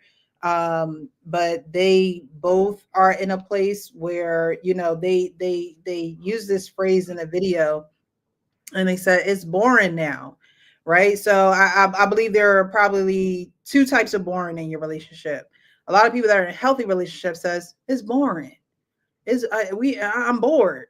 They're in a relationship and she's on the bitter end of things, and she's tapped out, and she's not wanting to be bothered and things of that nature. And now it's boring because you don't have this toxicity going back and forth between the two because of your issues. And so, like she said, I believe she said, like, we don't fight, or, and he's like, yeah, that shouldn't be a point where you agree. It should be a point of, again, self-reflection to say, well, all we were doing was arguing. So we have to get to a place where we're able to, speak calmly to one another, get down to the root of what's truly going on. Because a lot of times when women tap out like that, it's just like the root of it don't even matter. I don't even care why you're this way. I don't care if you go on a vacation. I'm gonna still do what I gotta do. I'm gonna still go out with my girls. I'm still gonna have brunch. I'm still gonna go out for drinks. Like, so when we talk about relationships and that boring factor of it, I would rather it be boring on the healthy end of the spectrum than boring on the bitter end of the spectrum, because we're not arguing all the time. I'd rather be in a place where we can practice that silence together and be okay. And it just and your point is well, I understand it, but at the same time, it's not a resolution. It's kind of like you just are putting a Band-Aid on something, but you're not really allowing it to heal because you're not getting to the root of it. And, you're basically avoiding it. You're deflecting from it. You're doing a lot of these things, and it could be collective. They both can be doing it. But from what you're describing, when a woman is in that place, that's what she's doing. She's not really willing to address it for whatever reasons. It could be because she tried already and she's frustrated. It could be because he's not doing things. It could be a lot of different reasons for that, but it doesn't negate that that's a huge issue. And for them to be talking about is the reason why I said he is attempting, him to bring that example up and to address her directly in front of people. Are you having an affair? Is part of some of the things that he's probably been feeling like, yo, because he's been going through it as well. Yo, I see you're bitter. I see you're going through this. But you don't care. That's what he said. It frustrates me. It bothers me. So he is understanding. I don't understand. We don't have enough details to determine whether he's actively attempting. But to me, them even being on that panel and having this discussion is part of the work. True. I feel as though, it's, I don't know. We like to throw things into like sports analogies. Like I play basketball, right? So if I throw somebody the ball and they don't put their hands up to catch it, and they look at me, and then I say, you know what? I'm playing a pickup game or something, and let's just say I'm playing with another person on the team, and they're like, oh, you are you going out to play basketball with so and so? And I keep hearing that y'all having these games and this and that, and it's just like, yeah, but you wouldn't put up the ball when put up your hands when I try to throw you the ball, like, you know what I mean? So I'm gonna go play with somebody that is doing that. That's not for the other person to say, oh, well, you shouldn't be playing with them. That's for them to say, you know what, I never really did put up my hands when she tried to throw me the ball. So, maybe I should put up my hands next time so I can receive the ball. When a woman tries to, a lot of times men don't want to get to the heart of things. Right? Women get to the heart of things. A lot of times men don't want to get to the heart of things. He wants to act if she's giving her body parts to other people. Yes, she needs him to be emotionally intelligent in the situation to say, you know what, you have been trying to get down to the bottom of things. And I keep, asking you questions that are irrelevant. They don't, you asked me about somebody else, but me and you are in this relationship. So why are you asking me, am I with someone else when you and I are in a relationship and only you and I know what's going on in this relationship? Why aren't you saying, is it something that I'm doing? Has there been a time where you felt like you couldn't talk to me? Like, he know what he's doing. He in the relationship. It sounds like we're having a different viewpoint on these things. You're taking the point of, to your example, he's the one that's not putting his hands up to the ball, and I'm taking it to that she's the one that's not catching the ball. She's the one, he's throwing her the ball. Women put their hands down when they continue to. It don't matter if you're the coach in that scenario and you see the person not going for the ball when the person tried to pass it to you. You ain't talking to the passer. You're talking to the why didn't you catch that ball? Now you might bring them together and be like, yo, what's going on here? But he clearly threw you the ball and you didn't, you clearly ignored and put your hands down and turned around. You got a problem. He's not throwing the ball to her. He's shifting blame. That's according to what you're saying. I hear you. That's why I said we have a difference of viewpoints right now, because I'm looking at her as the person who's trying to catch the ball. He's passing her the ball, and she's like, I don't care about the ball. I don't even know why I ain't playing no more. So in your analogy, if you're sitting there on a team and your teammate passes the ball to the other teammate, and the teammate, whoever turns around and turns their back to the pass, do you put it on the passer or do you put it on the person who's? And I think what we're talking about is you're thinking the passer is the woman, and I'm thinking the passer is the man. I think that the passer is the person who is trying to get something accomplished, right? And yes, he's trying to get something accomplished, but it's like, okay, it's basketball. You're throwing somebody the ball. You're not going to roll it to them on the ground, like, right? You're gonna do what needs to be done to get to that end goal. So if I'm playing basketball, I'm not going to roll you the ball like we playing kickball. Like we're playing two different games here. So, if then that is for the coach to say, hey, you need to put the ball up. Hey, you need to call for the ball. Like, so I think that, while he's trying to work with her, or he's trying to rectify the situation. Again, men are givers and women are receivers. So if he's giving her whatever it is, we don't know what it is, right? Whatever it is, obviously it's not positive, but whatever it is, and she's giving him back numbness, bitterness, don't want to be bothered, do it, I don't care what you do. There's something that he was giving her that she couldn't receive as a woman. Like, she's giving him back. She's multiplying what he's giving her. Because if you're loving her correctly, if you're communicating with her, if you're, doing those 7 touches and all the things that we explained, you're taking that self-inventory, all of that, then she wouldn't be giving you that, unless she's a woman that just doesn't appreciate the relationship and things of that nature. But she looks like she's tired. She looks like she has tried to do all the things and all the things are not working. So now you can do whatever you want to do. Women don't just up one day and be like, you know what? I don't care. women care probably a little bit more than men do, right? Like I said, women try to get down to the heart of the matter. And when men don't want to get down to the heart of the matter, it's like, well, what we doing?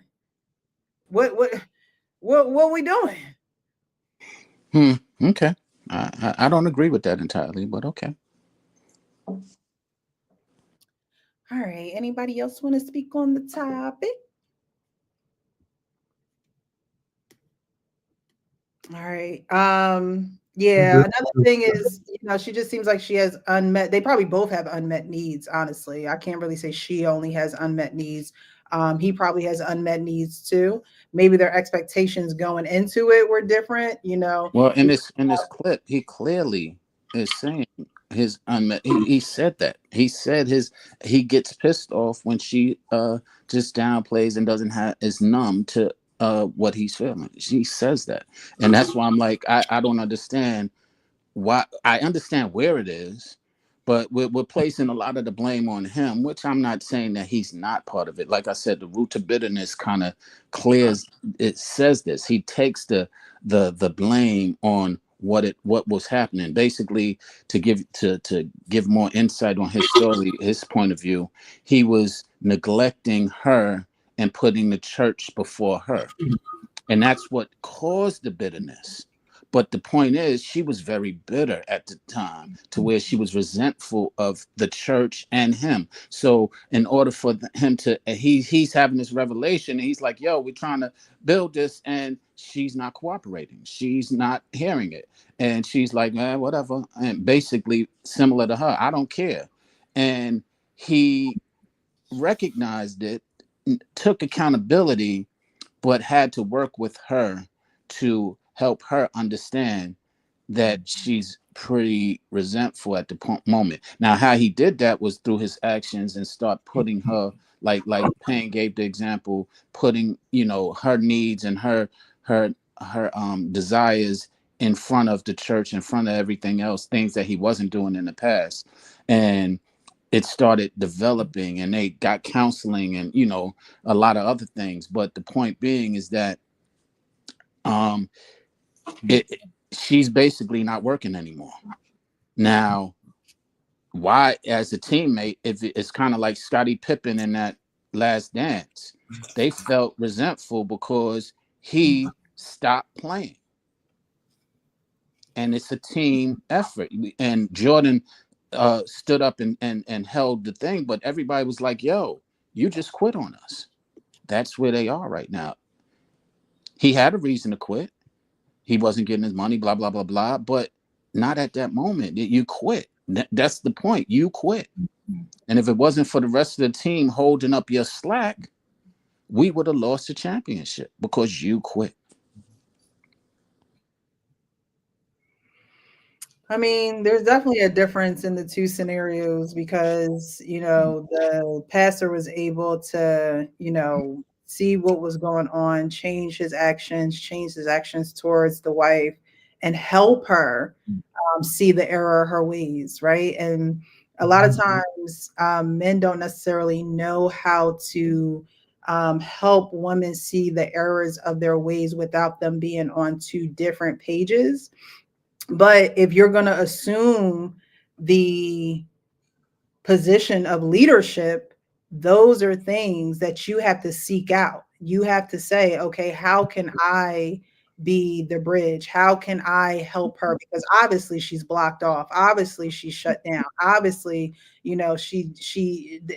there's no way for her to go, where to go. It's kind of like Pac-Man when the thing is going and you're like stuck between, it's a woman does want to know that a man can do that in a relationship. It's like, okay, as a woman, and I'm not letting her off the hook because, again, earlier I said, it's not for her to give up, but it's still for her to continue on with her wifely duties and it's going to be hard to have that cheerful and joyful spirit, right? It is going to be hard to do those things. But again, those are things that you go to God for. Sometimes we can't do things in our own humanly actions and things of that nature. That's why you both should go to God. But, as a leader, I have to know that if one of my employees is not doing what's needed to be done, and they're shut down, and they're reserved, and they're not communicating and things of that nature, it is my job to figure that out. It's my job to figure out how to make them productive again, because at this point they're dead weight on the team. That's if you care. If you don't, you fire that person and you get a new person, you replace that person. But to your point, in a marriage, that's you're supposed to care. You're not supposed to just give up like that. So I see your point, but at the same time, you don't hold that dead weight for so long in the job scenario. So it's a great comparison, but it's a big difference, because this is your wife or this is your husband. And again, giving up is you can get no productivity when one is not working. So you're talking about how to get them to work, and I agree. We got to find out ways to how to get her to work, how to get her to get back in that place. But the start is for her to recognize that there's an issue with her not working right now. Like Pippen, the reason why I use that example, Pippen didn't feel like there was an issue for him sitting out, because he was only thinking about Pippen. He wasn't thinking about the team. She's only thinking about how she feels. She ain't thinking about the marriage no more. I agree. Both of y'all made valid points, so I agree with it. Alrighty. All right. Thank you to Darnell for contributing to the platform. I appreciate you. Thank you. All right. So we're going to get into closing thoughts, because it's about that time. So we're going to start with R-Pain, go over to Sean, up to Coach, and end with Frank. Oh, it's a good panel. Nice and short, like you wanted it. So you a woman of your word. I had a cough drop in there. So listen, Monday I'm doing a reaction and story video set to my AI music. Like I'm gonna have like a narrative, and I love this I love this tool, because I come up with certain things, and I just input a couple of words and like some lyrics. Now I'm modifying the lyrics now, so I'm like a songwriter, you know. Yeah, I was gonna say now you songwriting over. Songwriter. So I'm gonna do a show where I'll put a theme out there in a story, then I'll play a record that corresponds to it. And I mean, it's something new, because listen, the government's probably gonna be shut down. I'm tired of talking about politics, so I'm gonna give everybody a break. We're gonna have to some fun. So me and the 3 people that's gonna listen to me on Monday is gonna be cool. We'll make sure you tune in. Are you going to be sharing the app that you use with everyone? Oh yeah, I tell everybody it's called Donna. Well, first of all, I use Chat GPT to come up with the lyrics. Like, you know, I put something like "Natural Beauty, Real Precious," made a song, right? And then I go to a app called Donna, and it takes it and put musics to it, right? And it gives you genre, R&B, reggae, whatever it is, and you can set a mood, like happiness, happy, motivational, it's just fun, right? Some of the music comes out terrible, but some of it comes out pretty good.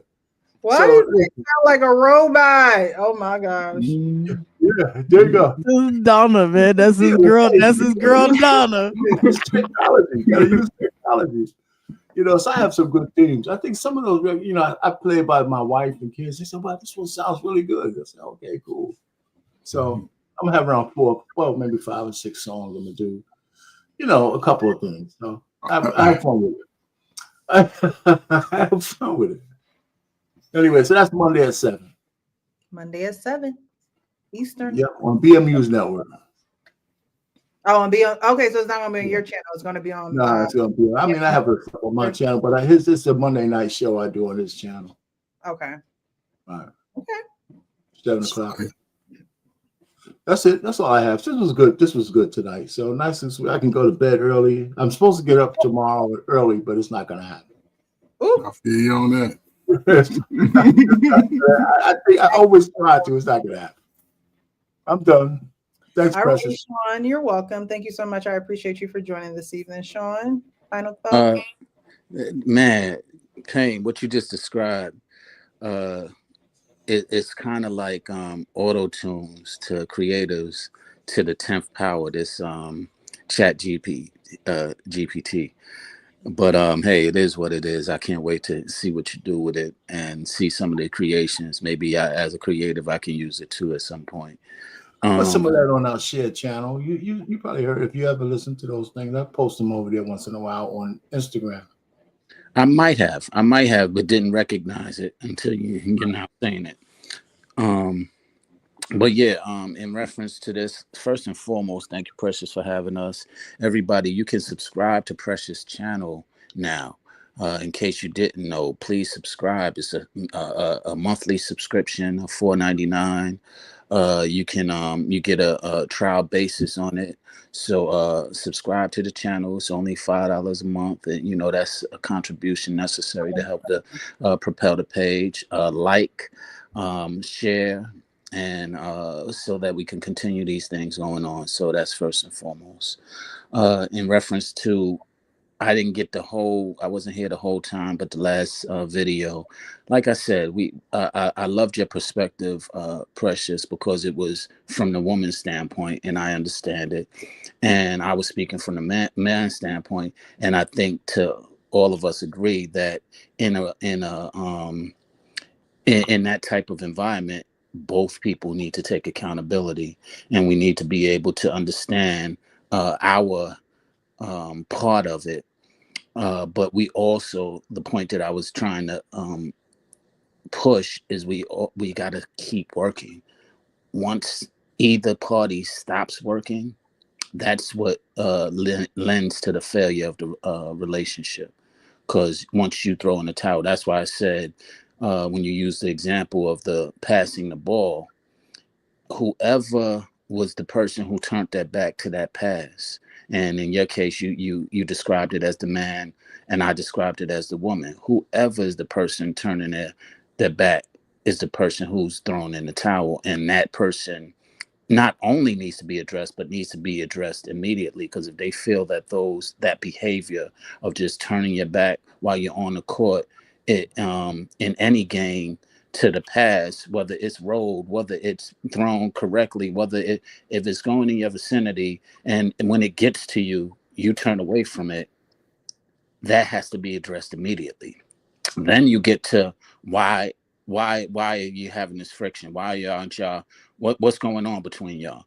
Why did you keep hogging the ball and never passing it? Whatever the case may be, that the person who was passing it, was guilty of, you can address afterwards. But the fact that the person is just like, I don't care, we all can lose. You basically, if we're in a time of war, you're basically surrendering all of us and putting us all in danger. So I think that it is a work that they both got to collectively do. And once one person fails to do that work, you have to put attention to that person first and foremost, and then continue to work together to be able to get to a resolution.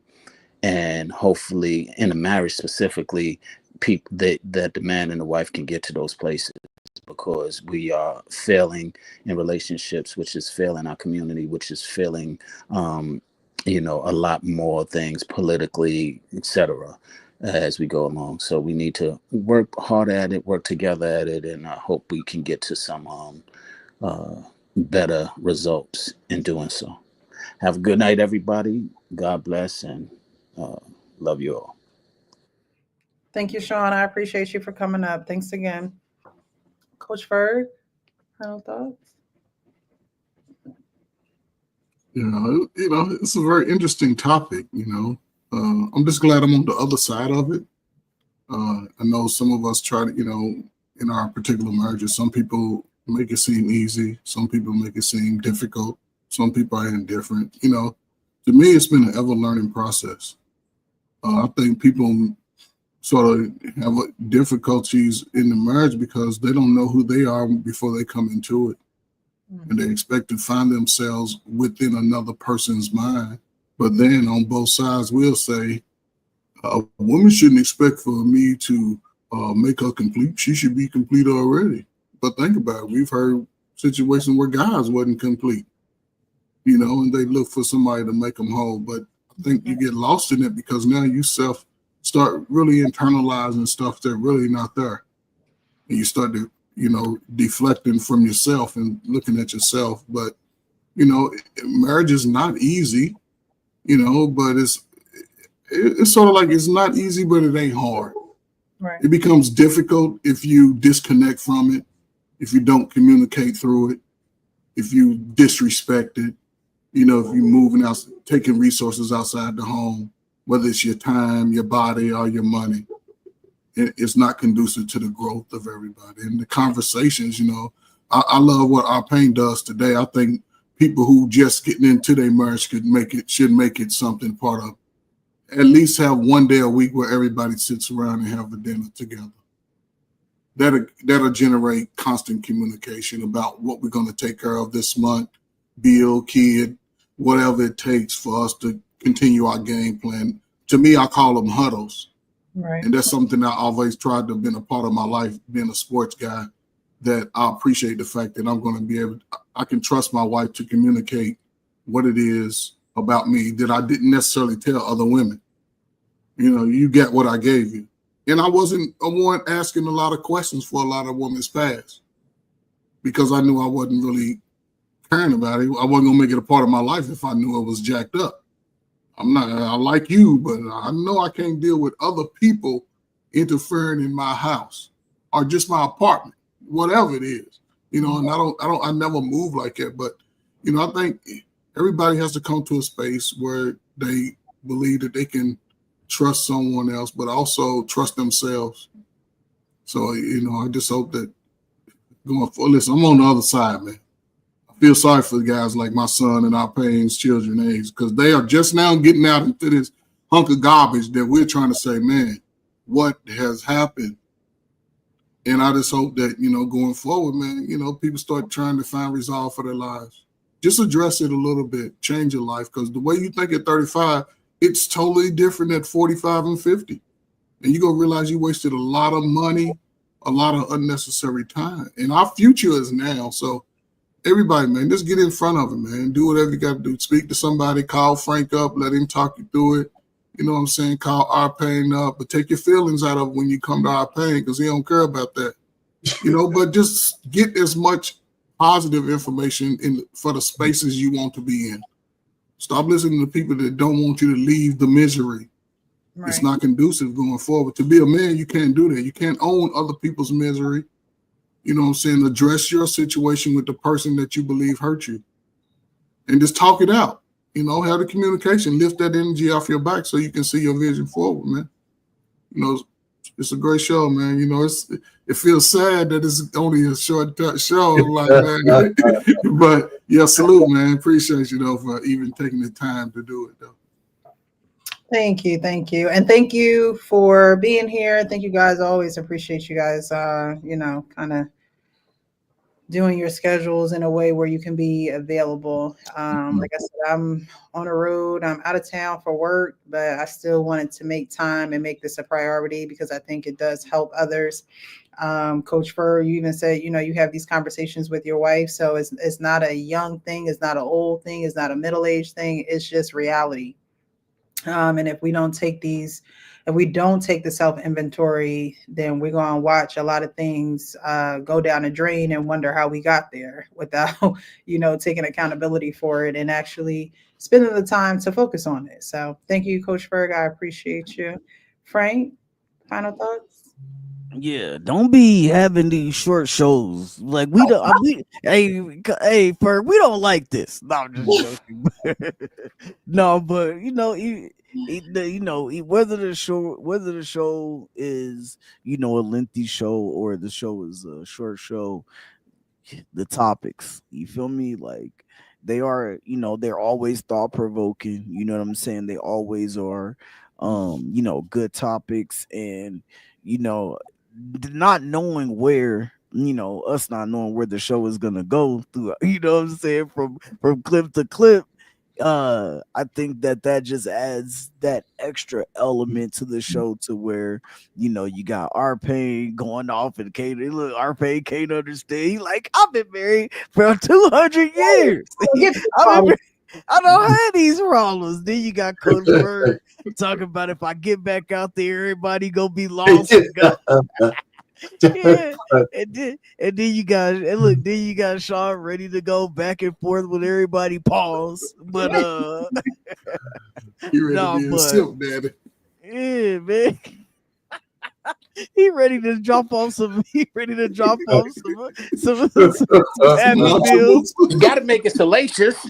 Ready to drop off some happy meals every night, every Wednesday or Thursday. Ready to drop off happy meals, man. Nah, but it's always a good show, always fun, always come here to learn and laugh, man. I love the atmosphere, so you know it's always good, and you know we definitely appreciate you for having us, you know, and yeah, man, if you in the chat, make sure you like, comment, subscribe, of course.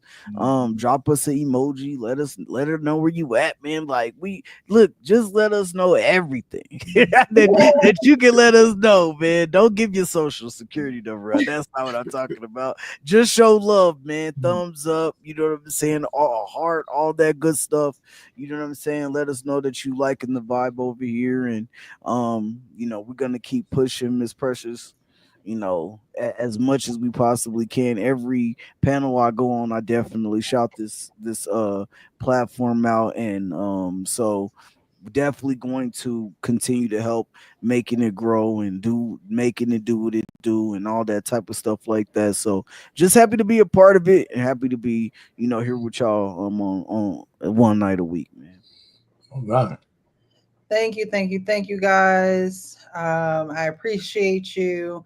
And I hope that someone was able to just take, you know, at least one thing away from this. We're not experts. We're not doctors. We're not, you know, any of that. We are all still learning through this as well. So it's not like we're telling anyone what to do. We're not, you know, saying this is Bible. But at the end of the day, you know, when they say when you live long enough, you're gonna go through some things, right? And so take the experiences that we have put out there and the advice, because that's all it is really advice. But you know, I do deem you guys deem you to have a lot of wisdom and great perspectives. You know, sometimes we don't always agree, but we can also get that perspective and understanding. And they say, you know, chew the meat, spit out the bones. So whatever is not going to be conducive to you in your situation, that's fine. But at the end of the day, as I end every show, be real with yourself so you can be real with others. You guys have a great weekend. Happy Friday. Bye. Thank you. Have a happy Friday. By the way, I left the link.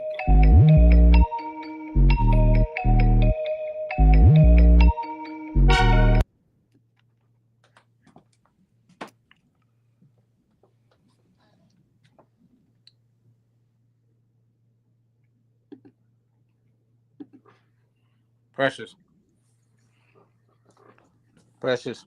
I don't know what is going on with StreamYard tonight. It does not. Are you there?